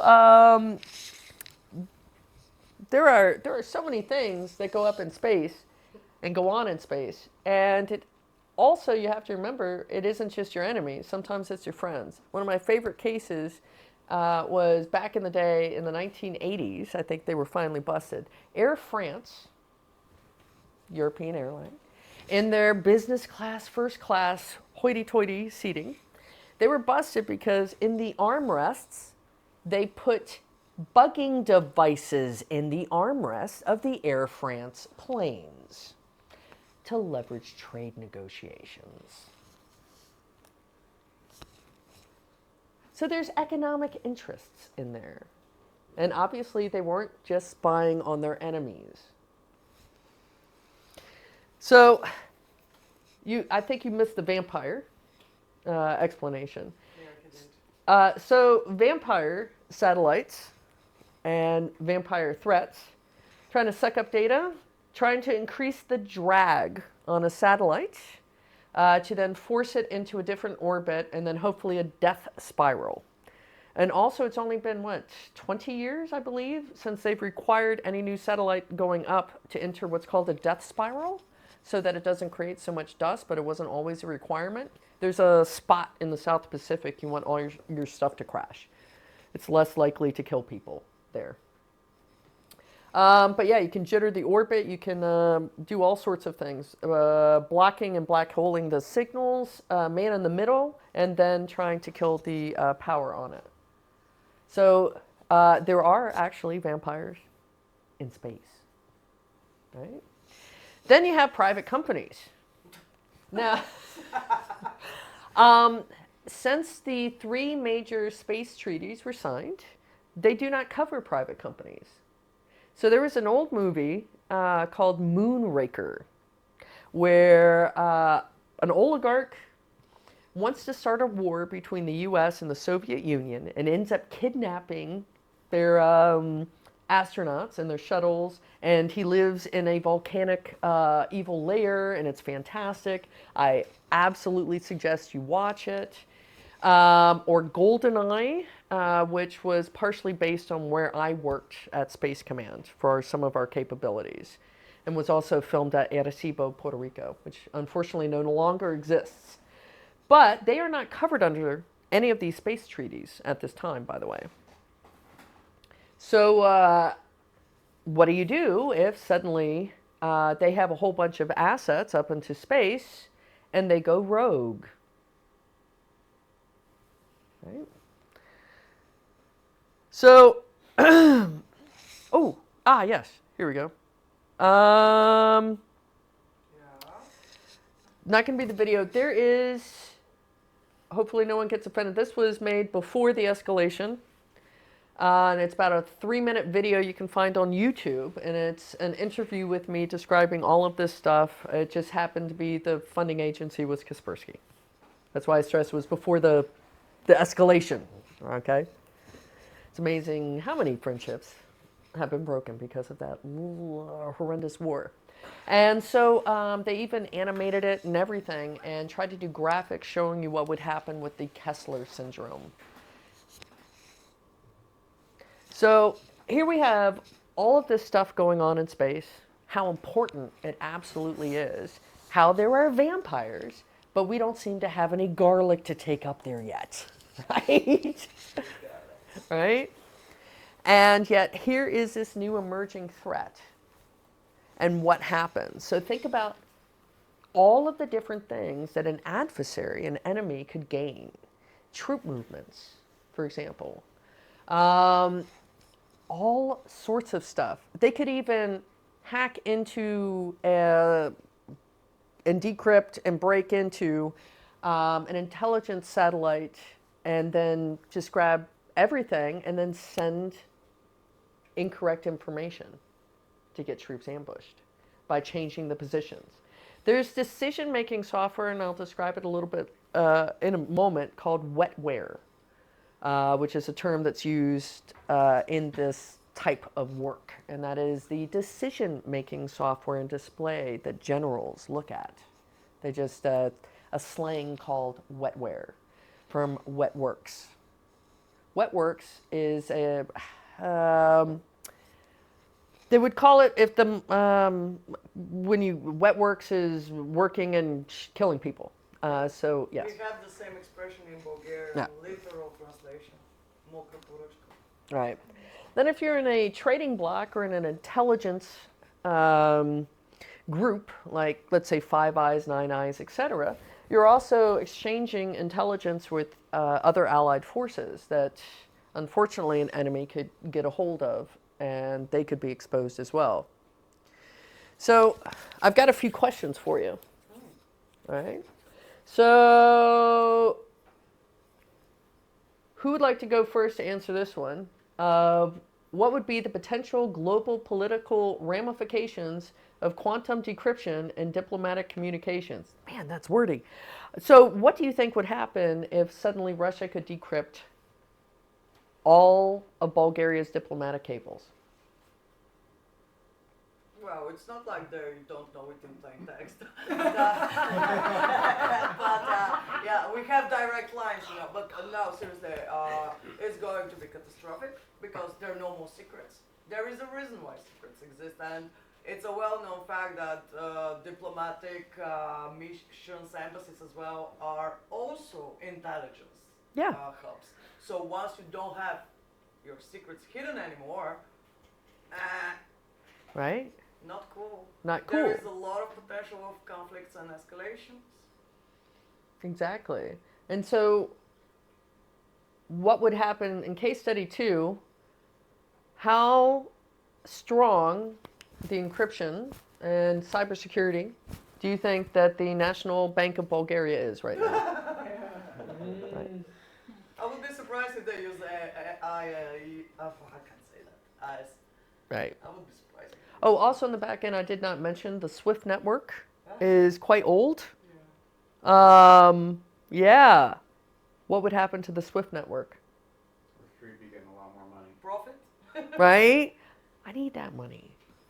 So pharmaceutical companies, the effect that it would have if suddenly this was going on, right? The cure for cancer would be Yeah, they're never going to do it. They're just never going to do it, man. Come on. I think we all know. It's gonna be blocked. Yeah, of course, of course. And for governments, how are governments actually preparing for this? So we have a new administration in the United States, and one of the peer reviewers for my paper was the director of the Office of Quantum Computing for the White House, Daniel Pressman. He has been fired, obviously, because old administration. They have not reopened that office yet. Chris, I'm sorry to interrupt, but just now the European Union has opened a call for our applications for experts in the quantum technology advisory group. So we're already advisory board for the quantum technology flagship. So we're already there. If they'll take a non-EU citizen. I'm not sure they can. I think you got. You know what? Let's double check in the lunch break because I would love you to go there. Right? Yeah. Yeah. Ooh, that would be nice because. You can change that one bit in their database. Right? I really do feel like, all right, Yeah, not quite, but I feel like Baba Vanga. Yeah. Right? Can you give me the numbers for the lottery? Right? Right? 41. I think she already have an island. I promise I'll split half. Yeah, we'll split half. Right? So how long Or we can get married and keep it in the family. There we go. So again, how can we work together? It's funny, that was the next slide, because I can't see the slide previews on here. So it's like, oh shit, hope I'm talking on but yeah, how to contribute. So one of the ways right now, after my keynote in Cambridge, they are starting a special interest group based on cybersecurity, timing and position. So global navigation, because they are quite important. And so now we're going to start that. And what they've asked for is EU cooperation. So if you would like more information, we're setting it up now. But if you have experience and want to join, we're looking for this now because it's so important to do this. Own your own time, own your own position, and own your own encryption. So you can contribute at a very good level. So then I thought, I had seen the MITRE Attack Framework. And it looked pretty good, although it's getting absolutely humongously big, trying to think of every single type of attack. And then I thought, all right, quantum computers, classical computers, and what is it going to look like? So obviously cryptographic attacks, the speed and scale, we already know some of these things, but how can we defend it? Looking at the supply chain and also looking at networking because they're networked. And anytime you network something, well, I don't know about you, but I like to put switches into mirror so that I can sniff all the traffic. So anytime you connect, there's going to be, is it encrypted? Is it in transit? All of this stuff. How is it protected? So, although this isn't the biggest one, I broke it down with each of the phases of the MITRE attack framework, but for post-quantum computing and the conversion, and in between post-quantum computing and classical computing applications and networks. So, initial access down to one of my favorites is credential access. Quantum entanglement exploitation involves a quantum computer and getting in through the classical computing networking. Another one that I love, it's my favorite one, for lateral movement because of the way communications and quantum communications already functions, I called it quantum teleportation to take the data. Right? Man, I wish we had a teleporter. Now, since I published this, 2 other papers had come out and they ended up matching my names for some of these things because they made sense for like the network attacks and so forth. So maybe. Regarding the teleportation, it was already achieved in the lab, teleporting, I believe, some light particles and stuff. Yeah.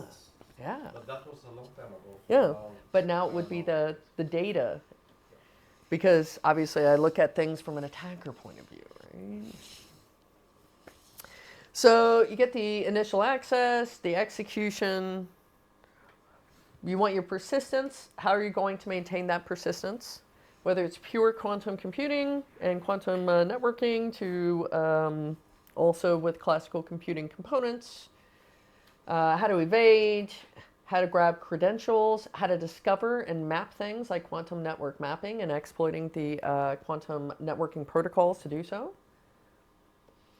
Laterally moving, collecting all of the data, getting the data out, damaging the data and the systems, and then keeping your command and control channels up, even through a hybrid system.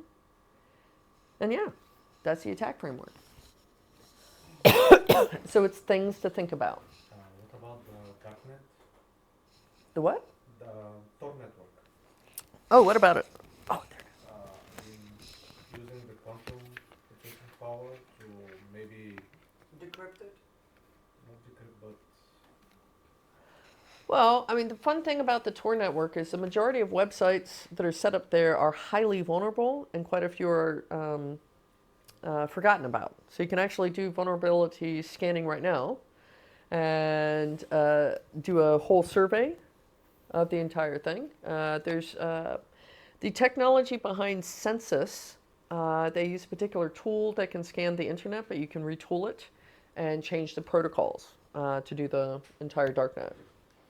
And that's going to be a problem because it's already an issue. Like with all of the exit nodes, the thousands and thousands of exit nodes, it was revealed by a journalist a few years ago that the Dutch police owned or ran approximately 1/3 of all the exit nodes on the Tor network. yes,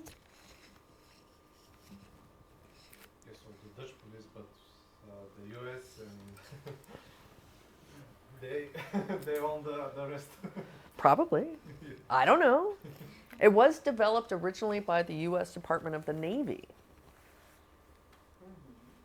Yeah. And look how how did it turn out? It turned out well because Mr. Silk Roads got a pardon. So, it's cool. Apparently, it is cool. So, I think this... I put it with here. So if we think about the first case study against the Swiss bank, how some of the ways that the attackers would have gotten in, how they would have broken the encryption with a quantum computer, and how they would have taken the data out. And so that's how hitting those points against case study 1, that attack would have occurred. And then for this one, I wanted you to think about a national energy grid, because this will also come into the tabletop exercise, because it won't just be me talking, hopefully. And how it could affect critical infrastructure. So it's very important to have this thing called harmonization when it comes to electric transmission. And there are certain ways, for example, through impedance, you can actually manipulate the electric. And you can then start to throw it off with the harmonization, screwing up time. So I was at I think it's been long enough, there was a DARPA guy who did a presentation years ago, not that long ago, where they had found in Northern California, they suspected that a hostile nation state had actually already been testing out with some planted devices on substations. The way the U.S. is set up, you could have like a mini electric relay or a mini substation connection in your front lawn. It's very strange. And they found some of these devices that were affecting the impedance that was altering it. Something as simple as that. Now, imagine what can be done to manipulate those control signals once you break the encryption. So, how many countries has the electric gone down in? Gosh, so many countries. There was even a time, I can't remember how many years ago, but not that long ago, in Belarus. So there was a brief period of time where the leader of Belarus seemed to piss off Russia. And there was some talk about natural gas. So there had been a case where for a short period of time, Russia had restricted the flow of natural gas into Belarus during the dead of winter. Black energy attack against Ukraine happened in the dead of winter. Right?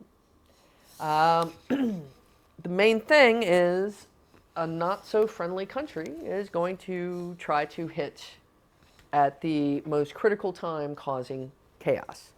Right? And we have to think about, gosh, I like heat. I really like heat. I'm Puerto Rican, man. I can't be in the cold. But it also adds to it. Like, hospitals generally will have at least a generator. But how long does that generator last, right? How about the emergency communications?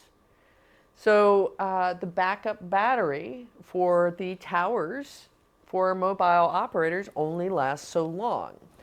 So I highly suspect, let's see, last week one of the speakers at Cambridge was the woman who is heading the incident investigation for the Heathrow Airport incident.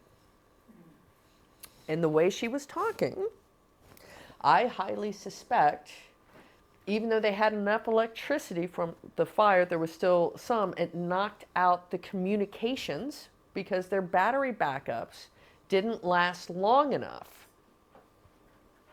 And you can't, when you're transmitting and you're producing electricity and transmitting, sometimes there's a station here, sometimes there's a station here. And if the communications is lost, you actually can't have electricity. About 20% of the operating costs in the United Kingdom when it comes to electricity transmission and production is mobile phone costs. I found that out at Cambridge last week. So, I'm giving you all sorts of evil things to think about. So taking the attack framework, these are the different ways that the, say, nation state would have gotten in, broken things, the impact, etc. And all of the different effects. So then we take a look at healthcare systems. Oh, right. And healthcare records are some of the more juicier, well, not higher value, but they cost more if you want to buy them. Right? You can buy banking transactions for X amount of money, but you usually have to pay 3 to 5 times more for medical documents and records. So I guess they're juicier. But on the flip side, there's also another reason. So it was divulged at a group I periodically am with at the House of Lords on artificial intelligence, that the Chinese government has no problem purchasing medical data leaks to train their various AI systems.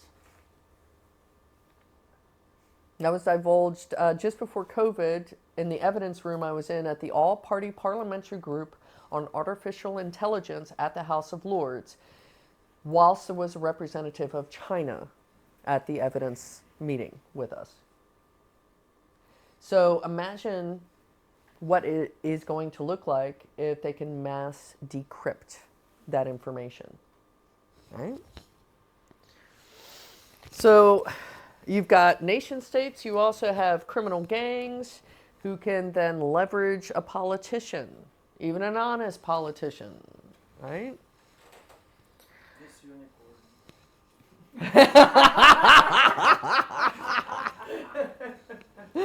Right? And so taking a look at the KQC framework breakdown, how they accomplish it. And also in the future, by the way, the UK looks like they're going to be changing their laws to make it illegal to pay for a ransom. That's an interesting take. Yeah. Yeah, that's going to be a real interesting one. Yeah. So it is thoughts. I think, if I remember correctly,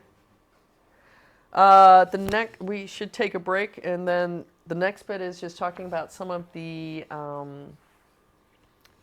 quantum resistant algorithms, and then we go into the tabletop. There is time allocated for lunch, so whenever you want to take lunch, guys. So I think, are you all okay with an hour? We can order some food. There are shops around, whatever. How do you feel about it? Okay. Everybody? Yeah, sure. All right. Well, then how about this? We'll order something or whatever. I'll keep talking until we get food. Sure, we can do that. All right. That sounds good. Okay, so everybody order your favorite things. What do you want to eat? I'll order for you. Order. Burger? Yeah, that's fine. Yeah. Yeah, that's fine. So out of these case studies, which one disturbed you the most? All of them? Do I really have to choose? Can I go with all of them? Yeah. How about you? Because you have such an expressive face. So I keep What do you think? About, sorry, I got distracted. About the case studies. Well, I think the only any type of movement about security only starts when they get beaten. This is the only way how big institutions change anything. Like maybe pharmaceutical companies, they have money to protect. They maybe there's a chance they will invest in it because, like, you know, they are run by hopefully more, you know, smart people who believe in science a bit more. The rest of them, like banks and hospitals, or hospitals who are funded by government money, on the, as you know, as the last thing on the list. They don't even have, like, look at the Oh yeah, the NHS. yeah. In the UK, they barely like scrape along what's quantum. Yeah, stuff what's we're quantum? talking. Yeah, they can't even afford maybe like an upgrade to their computer for processing current amount of data. What are we talking about? Like database upgrades and stuff. So I don't know. I think we're gonna see a few like high-profile cases. Maybe we're not gonna see them because they will be hush-hushed, but there will be some high-profile quantum attacks before it gets like more accepted, and this is what's like the window of opportunity. The window of opportunity. Yeah, definitely. And it also allows us to go, all right, if we see this, where is my data? What kind of data do I have? Do I need to retain this data? On the other hand, here in the Balkans, like Bulgarian post doesn't have post terminals. Oh. Still. Wow. Like you only can pay cash at the post office. Hey, no skimmers. So yeah, quantum computing, what quantum computing?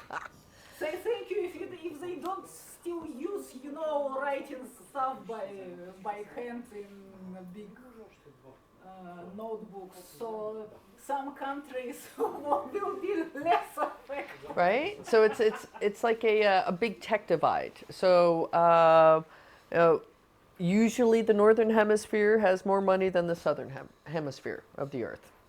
And in the West, obviously they have more money. They have Ericsson and Nokia equipment for 5G.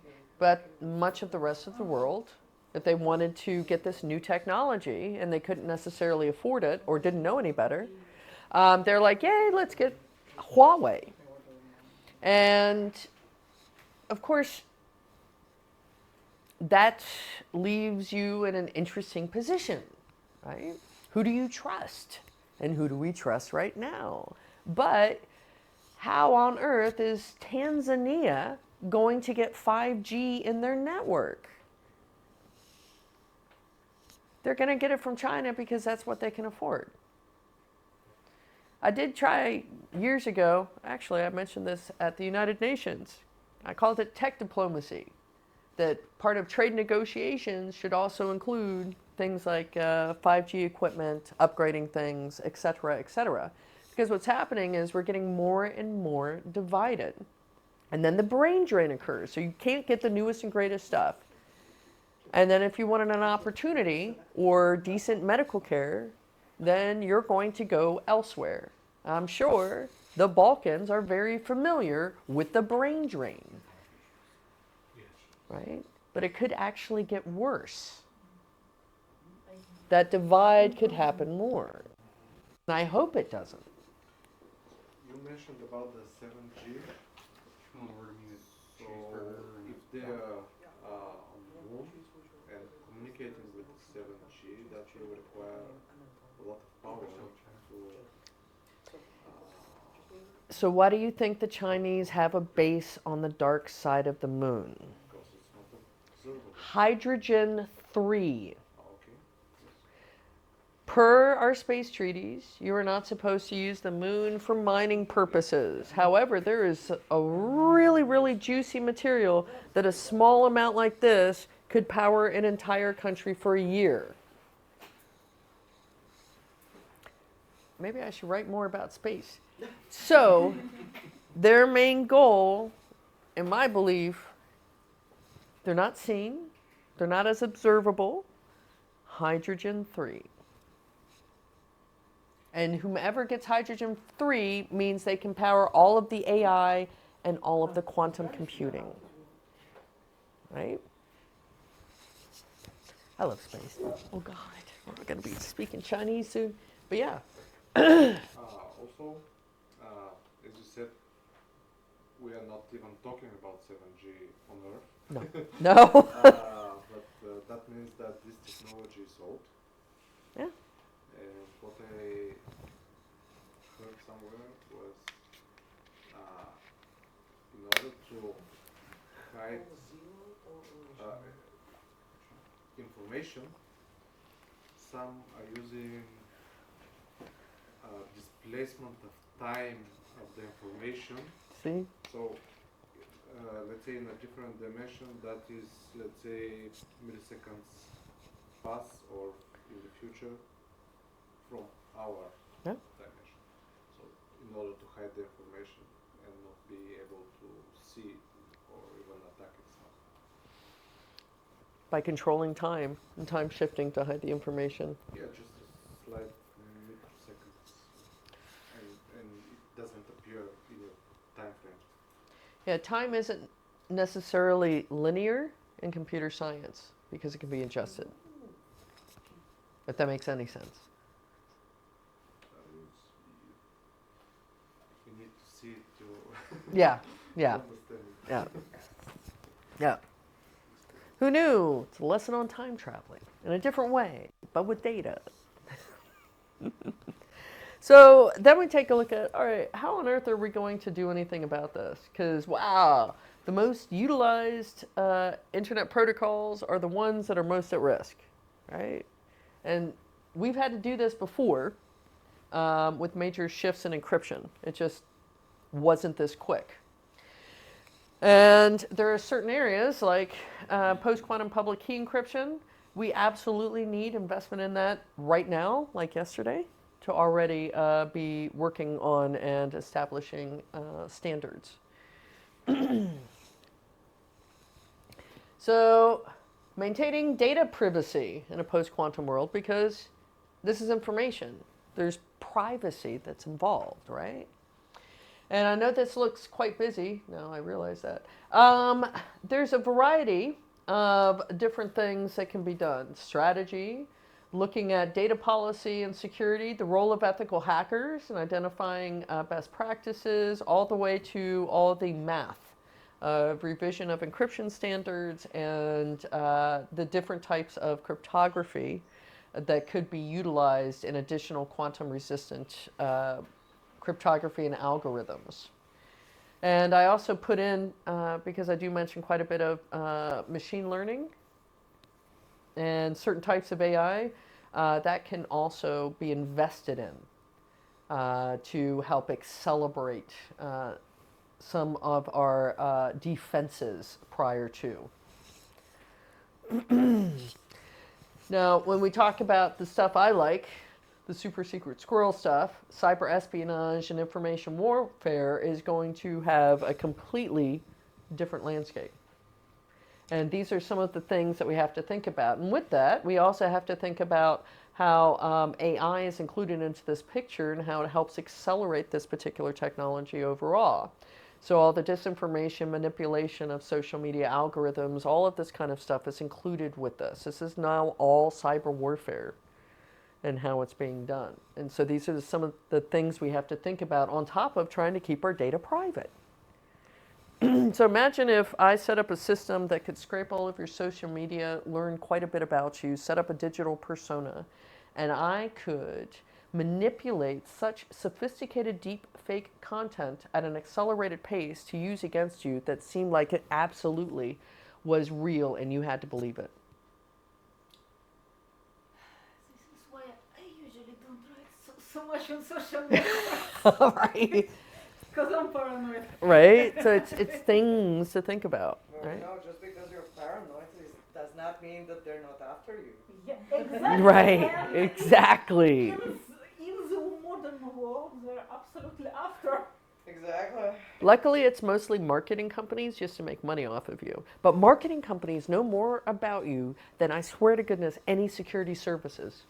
Absolutely, yeah. And They're so creepy. these marketing companies get either paid to sell your data, or they are hacked and your data leaks, and any malicious actor can get your personal data, and then I don't know what if that kind of data can be used, like, you know, to I can Or pinpoint extortion. relationships. or whatever, but it probably can be weaponized. Yeah, it can very easily be weaponized. Very easily. Very Because then, easily. like, if you're in, say, you're a religious person, or like you are a preacher or pastor or whatever, Oh yeah. they can now get information that, hey, as a pastor, why are you signed up for Grindr? Why are you paying the monthly fee for these things that are not in line with your religion? I think you should start speaking about these things, and we won't tell anyone. that sort of soft pressure that the pastor then applies to their congregation. And then also the pastor can find more people for them to then convert. And by the way, this actually happens. There are several U.S. companies. They're not very big, but they call them like Christian-based safe computing, and they have like one of them because they had no cybersecurity, so I got into it. So they set up like web filters on content type and categorization. So for example, you put on the web filter, and they can break the encryption there right in the middle. They make sure that the category of alcohol, for example, or abortion, or women's rights, or LGBTQ, or keywords, and you are kept safe, you and your entire family. And it also has the function to help you keep track of your porn addiction with your pastor.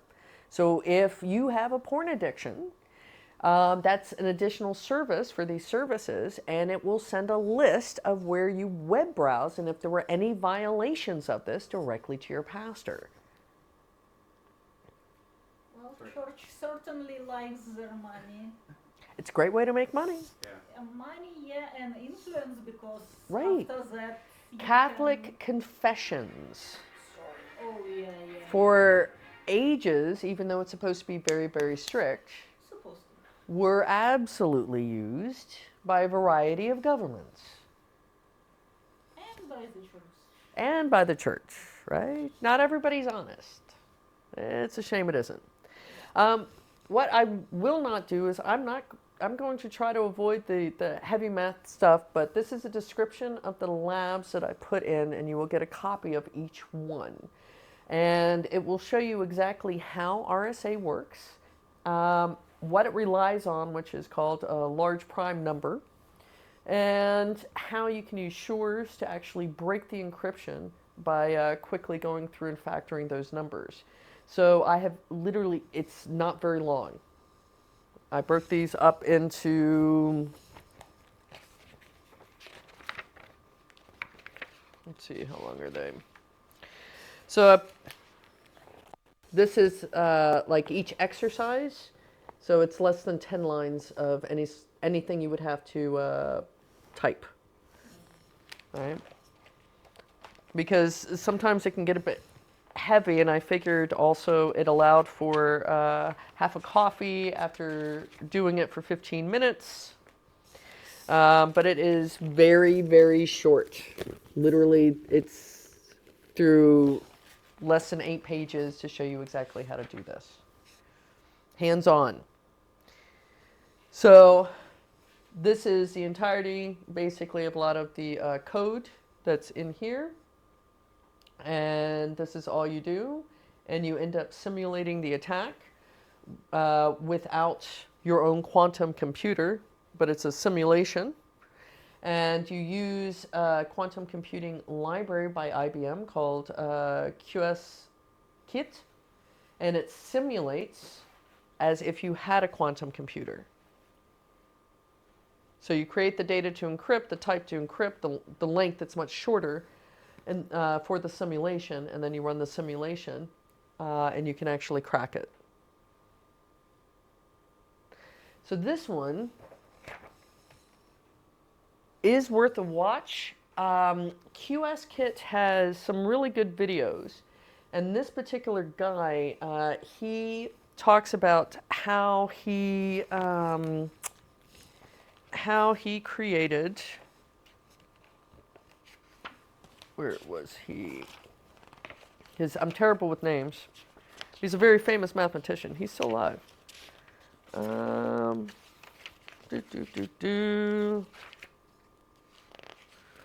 man, see my version's 657. So that would be, Rivest, smart, new direction, cryptography, Oh no, I didn't put the reference in for this video. I'm going to have to find it and make sure it's in here, because the way he explains it, it is brilliant, and it's only 5 minutes. And he also explains how he discovered certain things with quantum computing and how it could break encryption. So it's very nice. So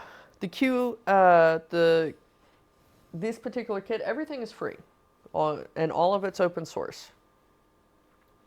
And I also simulate the same thing with Grover's algorithm, and then you can simulate in a very quick manner a brute force attack on an encrypted message. And that's how long it is.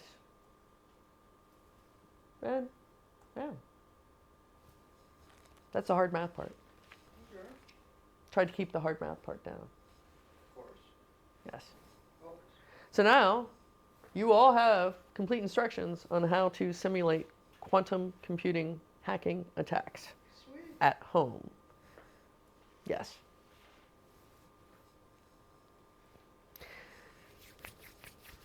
So, in 10 years' time, do you think all of our data and secrets will be exposed? Or will we become, I don't know, internet adverse and stop using communications? Or something in between? Good luck with that. Right? Yeah. Come on. Come on. Switch to quantum communications. There are some other ways to communicate, like mesh-tastic. Yeah, Meshtastic. Yeah. Some people here are doing one.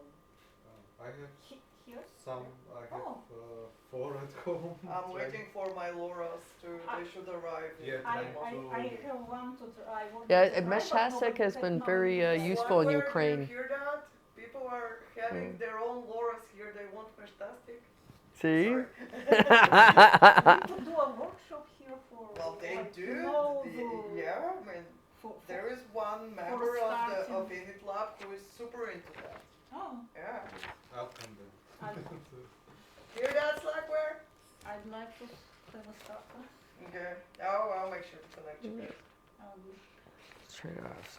Actually, maybe we will finally learn what to put online and what not to put online. Never. And when Never. to use an encrypted communication. That's too much effort. Well, yeah, but we have to use our brains for something except, you know, But watching wait, it Netflix. has nothing to do with brains. We're just lazy, all of us. It's human Yeah. nature. Yes, but Path of least resistance. But at the yeah, same but time, they when don't make it when easy you on get it purpose. into a habit. Huh? I'm sorry? Well, they don't make it easy on purpose. Yeah, that's true. So, if you look at how some of the big U.S. tech stuff set their stuff yeah. up, it seems to be set up to allow exfiltration of certain types of data for marketing and Of resale, course. right? Like, why on earth, out of the box, Microsoft Outlook 365 does not have DMARC enabled? That's to allow it to be a relay for marketing emails. So it's not turned on by default. You're like, oh, that sounds great. And that's how I spoofed the CEO of Boeing's email. Okay. Yeah. So yeah, we've got so much stuff. Since we are where we are, in the situation we are in, another thing to consider is the psychological aspects of what is going to occur with this type of technology, and some of the ways we already have psychological malware in the form of misinformation, disinformation, malinformation, and propaganda. I had to remember all 4 of them. But this is going to be at an even higher speed of this psychological malware, psychological warfare. And the different types of people that will be, unfortunately, quite targeted. Now, I have been dealing a lot with Venezuela. And Venezuela, for a while, has been using quite advanced tools, weapons. So, for example, they have a citizen app. There's 2 forms. One's for older phones, one's for newer phones. It's either the Patricia app or the Ven app, which is the newer one. Well, once the election took place last July, and Maduro said he was the winner but wouldn't show data, proof, for a while. The Ven app It had come out 2 years earlier, and it was backed by the Venezuelan government. But it was supposedly set up by a Panamanian government, or excuse me, Panamanian company with no ties to the Panamanian government. And this is important because parts of the Panamanian government love Maduro. It's a cartel state. So a guy in Venezuela published in Spanish all of the surveillance crap that was on that app. It turns your microphone on, your camera on, won't let it go to sleep, puts calendar items and inserts it into your applications to remind you when to show support and go out on the streets for Maduro. Oh, wow. Thank you, Supreme Leader. Right? It sucks down your I almost contact. forgot my mandatory support appreciation walk. Right? Cool. Right. So then you have your contact list that you're exposed to. Your geolocation. If they don't like you, they might go through the contact list, which has been uploaded to Maduro. Right? So recently, I'm still trying to figure out, but it looks like they have had another attack whilst we were having drinks last night. Yeah, that was a... They have quite an interesting capability. Now, on top of that, I was the first, I believe, to report in English language that Russian troops had been deployed to Venezuela using advanced surveillance ware, including drones, and they would not allow the Venezuelan military to operate the drones. And they had also set up checkpoints with the same phone surveillance and cloning capability that they did in occupied Ukraine at the checkpoints to make sure you still had loyalty. They would try to get pictures, your contacts, your web browsing on your smartphone, and if they didn't think that you were pro-Russia as a Ukrainian in those areas, well, I have unfortunately distant cousins that are disappeared. Also, they're spreading best practices now. Right.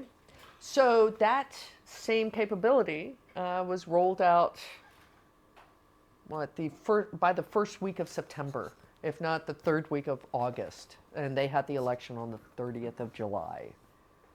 Now with the drones, those aren't just video, but also sniffing capability, right? They want the SIGINT, the signals intelligence that they're operating. And even people outside of Venezuela can be targeted because there's this thing called the Bolivarian security services. And anytime you hear something that sounds creepy like that, you know they're not up to good stuff. And they use a lot of weaponization of applications in that manner. Now, if they're doing it, little old Venezuela, which, by the way, they don't seem to get a lot of cybersecurity help from Russia, they're doing a lot of that funded by cartels. Not funded by Russia. Russia has their own stuff. It's all funded by cartel money. Like one of the Mexican cartels years ago set up their own telecommunications system inside Mexico to shadow the actual one so that they could be assured that they actually had secure communications. And they would kidnap IT people or people who knew how to work on mobile networks and force them to set these things up. I know way too much about Latin America. So this stuff's already going on. Imagine how that threat landscape is going to increase with the possibility that they might have information on you that you don't want exposed. And everybody has that. Mine is I talk to myself constantly. So I tried to give an overview of some of the things that we would have to think about. Some of the things over here that we're already dealing with, and then what is happening and what will happen. The suppression, for example. We have dictatorial regimes and criminal syndicates. We're worried about, maybe conversions between AI and whatever to become sentient. We already have the fact that, yeah, this kind of stuff is already causing massive harm through what we're already using for our digital technology. It's just going to get worse. right? If we don't look at doing something about it, so changing laws, international relations, et cetera, et cetera, et cetera. So with us, what can we actually do about this? If we see something, we have to have a way to say something in a secure way so that it can change. We also have to have more of a voice in the legislator. I'm almost tempted, if I had billions of money like they keep saying Soros does, I would set up like a real think tank to write legislation, you know, only from technologists, because it has to change. We have to change policy. I bring up a think tank because previously, a couple of years ago, I left, I think, or a year ago, I don't know. I was the very posh title, the Distinguished Chair of the Middle East Institute Cybersecurity and Emerging Technology Program. Nice. I didn't know what a distinguished chair meant, so when I Googled it, I just got back fancy chairs.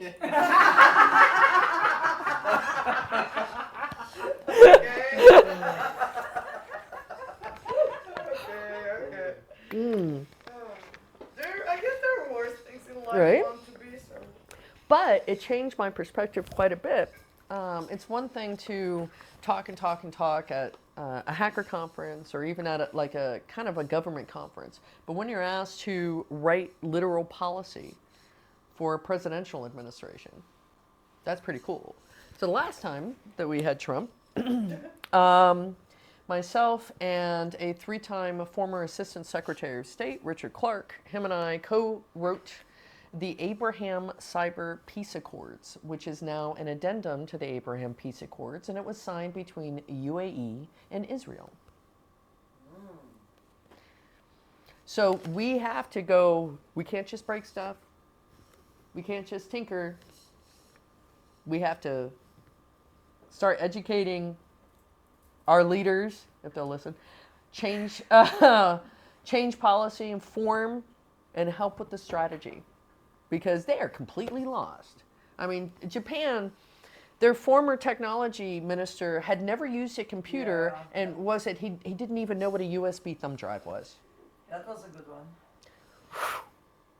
Awesome. And now they're getting hit with massive amounts of misinformation because Russia wants those islands from the Japanese War. Yeah. So we have to train and educate and also develop tools to help us. If not, oh, we're so screwed.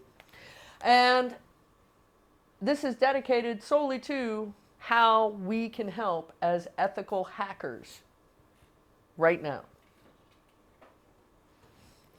Because we do have the power to do so. We have this magical power called a hacker brain. And with our hacker brains, we can do literally anything we want. We can crack into a satellite. We can expose corruption. And we can change laws. Trust me, if the US government recruited me to be on the US Defense Science Board for generative AI and cyber warfare, I'm not trying to sell myself short, but they're eager. Governments are more and more eager to listen to people like us. So, hopefully... I think the more realistic scenario is you just blackmail some of them. The shortcut, right? Into doing some right things for a change. Wait a second, maybe we need a comic from this. You know that XKVD comic where it's like, oh, he's got the password, we're going to have to break all this encryption. 5 minutes later with a hammer, give me your passport or password. Maybe we need to do that. If you don't change the law, we're going to expose your stuff. Oh, wait, that might be illegal. But anyway. Shall I remind you that we're being recorded?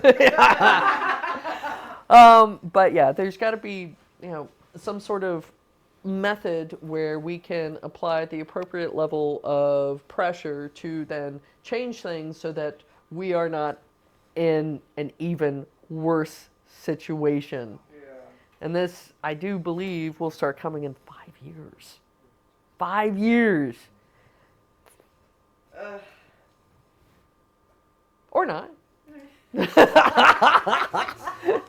So I'm going to be lighthearted about stuff. We'll see. So this is also in there. That was just a little bit more code that I put in for hands-on in here. So how vulnerable do you think critical infrastructure is? Very much so. It can depend on the critical infrastructure as well. True that, but still. So in the nuclear industry, if you are a rich nation, yeah, I have to stress that. Water treatment plant. Yeah, I know. Like that. I know. You don't need to infiltrate a nuclear plant. We have Nope. a nuclear plant. No. Be scared, baby. Very scared. Yeah. Have a nuclear plant. Yeah. And half of the time it doesn't work. So. Oh God, I'm sorry. Yeah. It's a problem. You better be sorry for the entire Europe if it blows up. I know. Yeah. Sorry. What's the nearest Lithuania? It's on the border. Poor Lithuania. Yeah, and Yerevan, Armenia has the same exact model as Chernobyl that provides most of their electricity. The only thing was they changed the injectors and retrofitted a minor change from Chernobyl. It's the same, except for that. Same.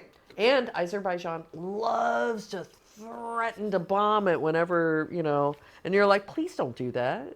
And then, of course, we see what's going on in Ukraine, where their primary nuclear production has been rocket launched. I mean, yeah.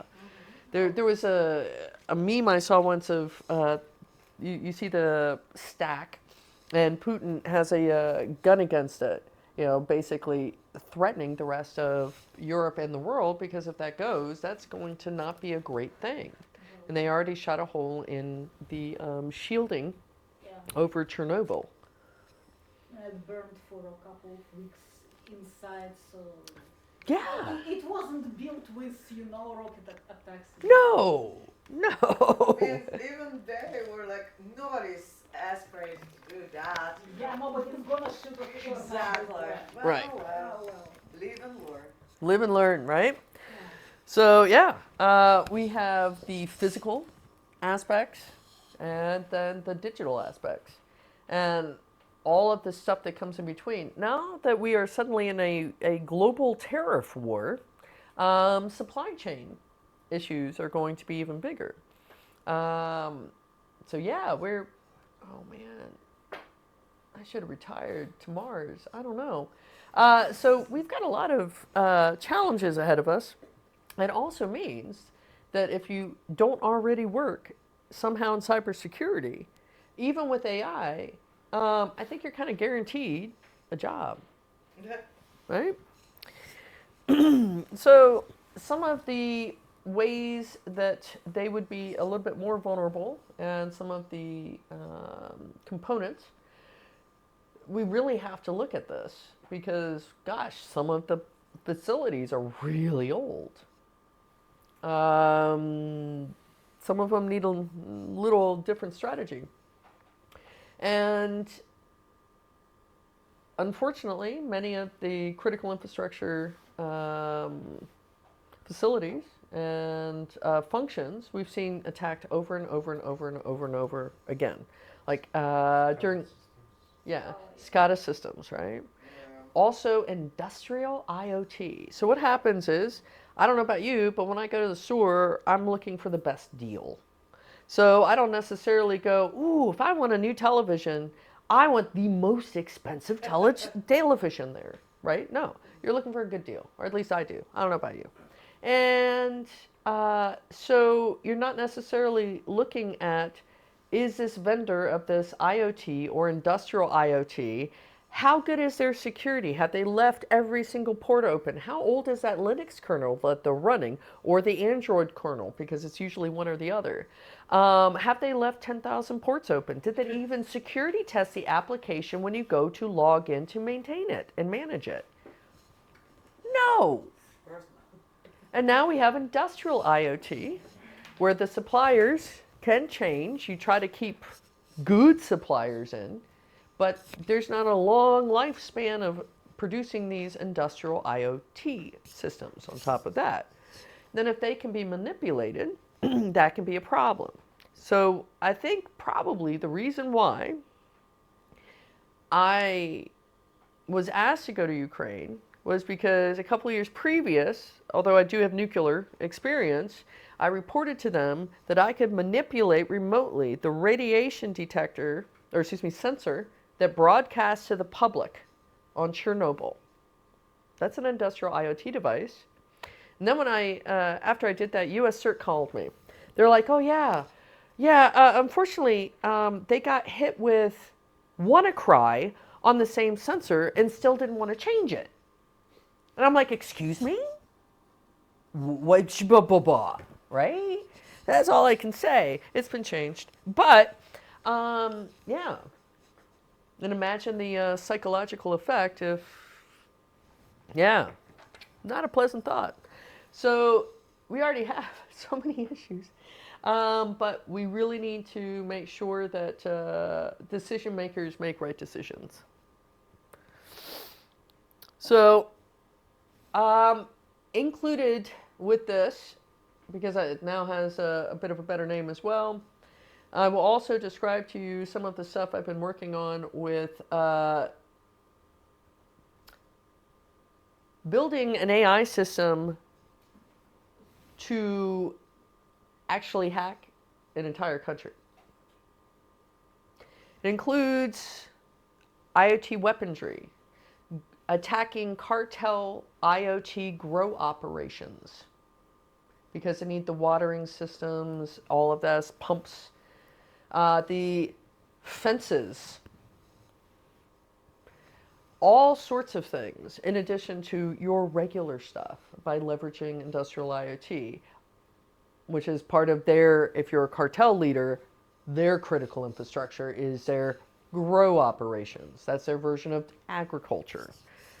So taking advantage of something like that and making an AI write the entire thing, because I'm evil. So then we start thinking about government archives. Now, not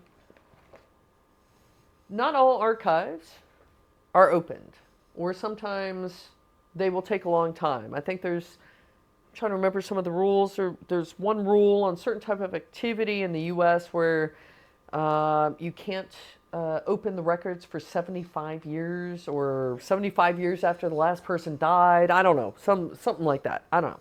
So you can tell that some of this stuff is not supposed to be out there. So recently we heard about my almost boss, Secretary of Defense Hagstad. There was a signal group. Of course. Yes. There's always There's always a signal group. However, in the U.S. government at least, you're supposed to stick to the internal, tried, true, and tested secure communications. But just because something is so secret, it doesn't mean it's not being recorded by the U.S. government. They just don't open those records. But we find out many, many years later what had actually happened, like 100 years later, whatever it might be, right? 30 years. Yeah. That's normal. Right. But when you take it outside of that transparency, yeah, that's a problem. And why there are so many great memes about it. There are so many great memes about it. Oh, wow. Yes, there are. But just like most governments, if you have secure phones, those apps are tested.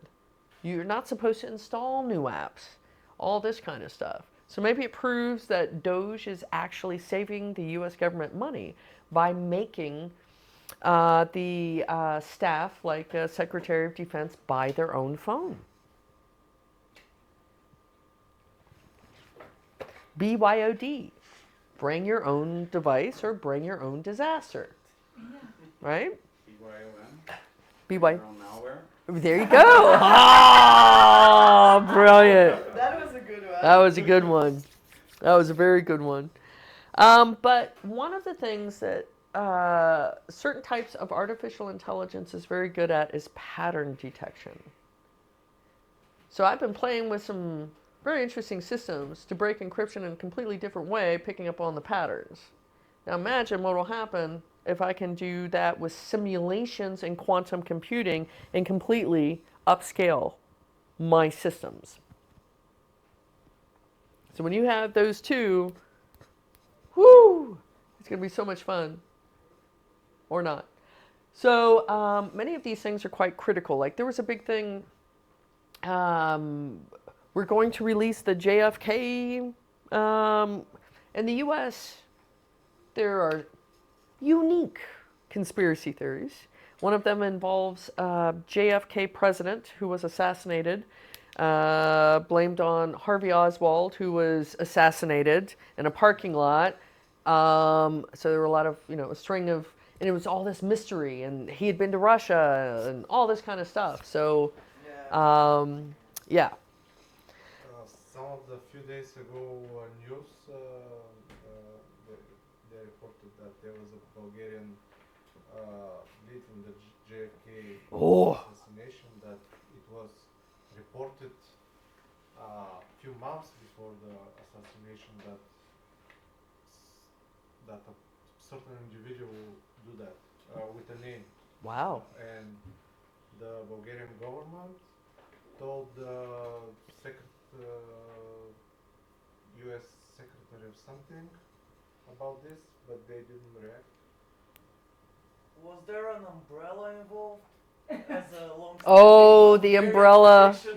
The famous Bulgarian umbrella. Yeah, so in London, there have been a variety of assassinations, including Novichok, but there was an umbrella situation. That's so us. there was,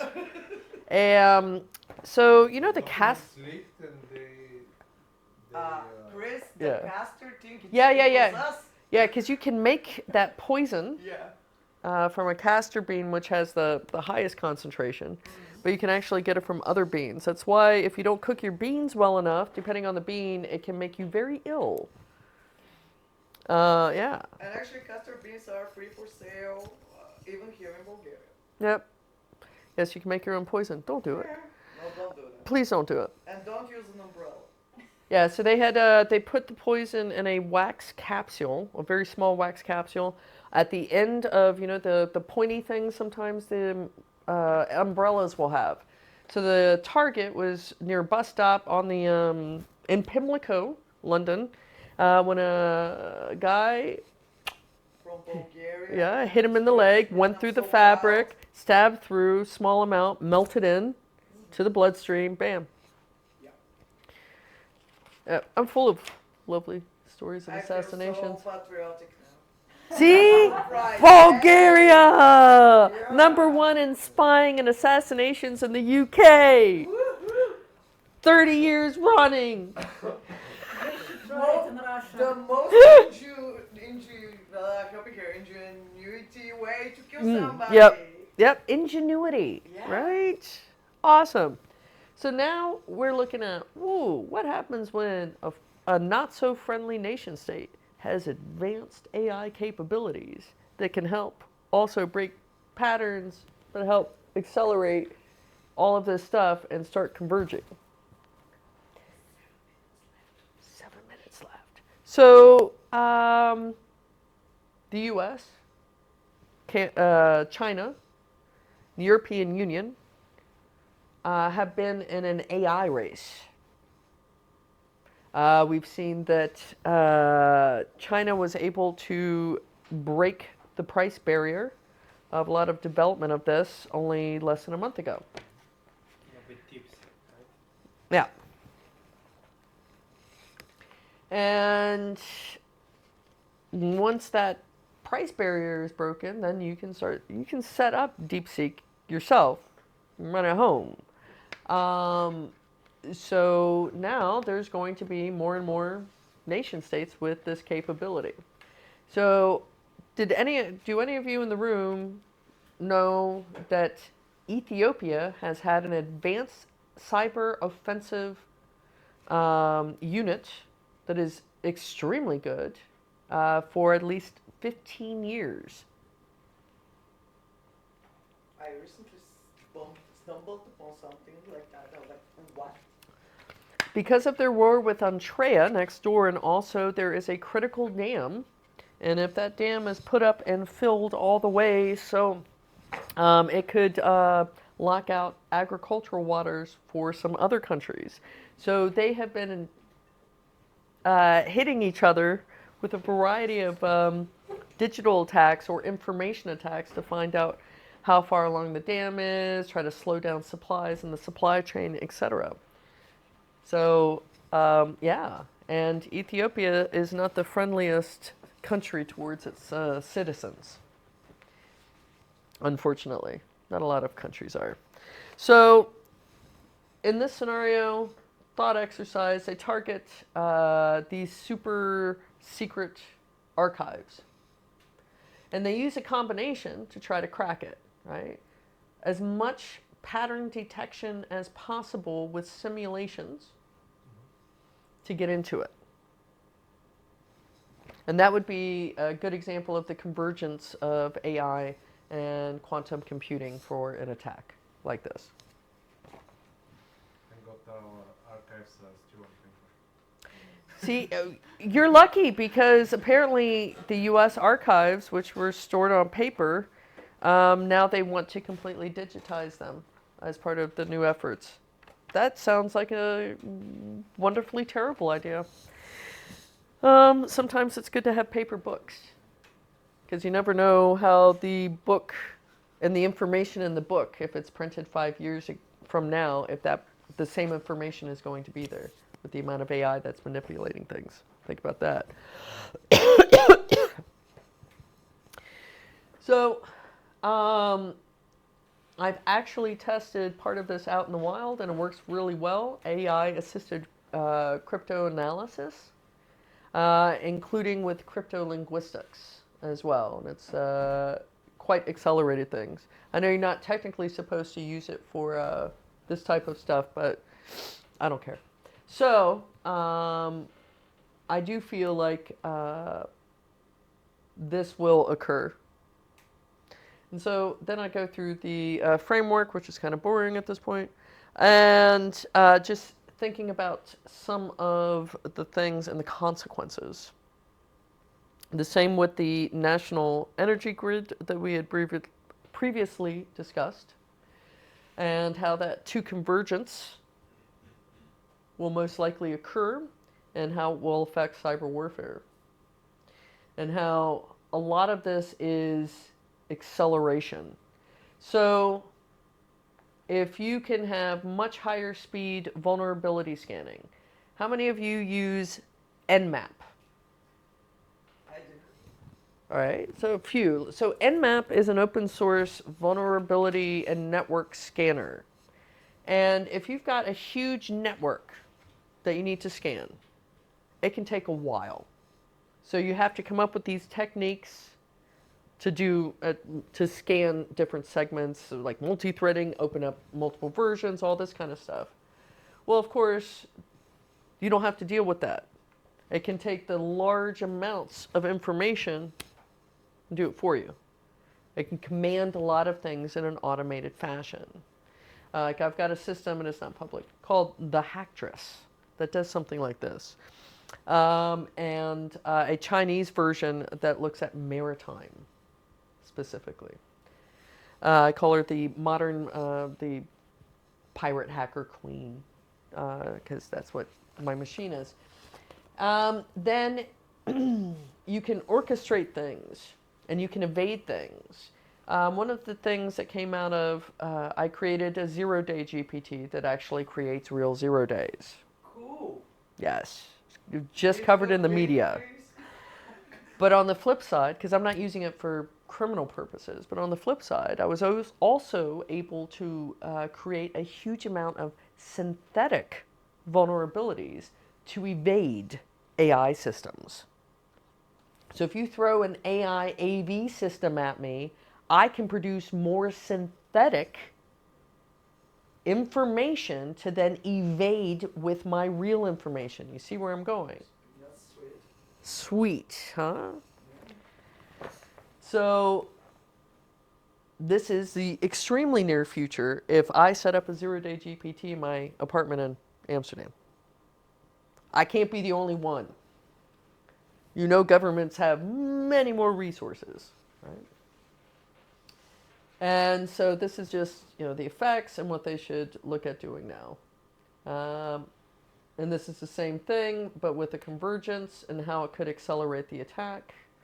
And then a breakdown with the pharmaceutical and military communications, especially with the decision making portion, would be interesting. Gain access, sabotage, how AI could then accelerate the satellite communications that we had discussed, especially when it comes to the data mining. So you can take a, depending on the system and once it's trained and set up, you can analyze massive amounts of information all at once. And then you've got certain parameters, certain variables, certain things that you can go through and you're like, holy smokes. Like when I unfortunately got the, one of the detainee lists from Venezuela, I had used AI to analyze it to look for anomalies in the data. And one of the anomalies was out of like 2,000-3,000 people who were put in prison, when they listed their next of kin, like any family members, only 16 people put their family down. And that was driven because of fear. They didn't want their mom arrested, right? But I would have had to take a long time to look through that data and hopefully would have seen it with my eyes. So that's how quickly certain types of AI can start accelerating this type of technology. And then this should, I believe, take us to lunch and a tabletop exercise, which involves memes, because I like memes. And Moldova, and Transnistria, and Gagauzia, and Armenia, and Belarus, and Ukraine, and Romania, and the United States. So we're going to have fun. Yes. And I hope you guys are learning stuff. Yeah, that's right. You know, and you know, any questions, whatever. I hope it's not too scary. I like realized from your faces, I was like, oh no, maybe it's too dark. I think everything will be balanced at the end, because when something escalates, it can be mirrored by Right. the negative and positive. Right. Yeah, there's the drag. Like, if you think about ransomware, well, with quantum decryption, Yeah. that ransomware that we have now won't be a thing. Yeah. And now that means they'll have to start doing ransomware using like the lattice-based encryptions. Yep. So they have to write new code to Yeah. figure out how to incorporate that. Yeah. But what about using the AI to help translate current existing ransomware into quantum computing language? Why not? Yeah. Well, Run the simulation. absolutely. Yeah. Yeah. So it's gonna be groovy. Again, guaranteed a job. Then you can put it on your CV, and I should arrange contact details. A little behind doing them, but I have a certificate everyone can get, and it shows, I think, 7 skills. Я не могу говорить по-русски. I'm sorry. Our delivery guy's version, can you please explain to him to go into the yard? And I'll put this on I'm mute. sorry.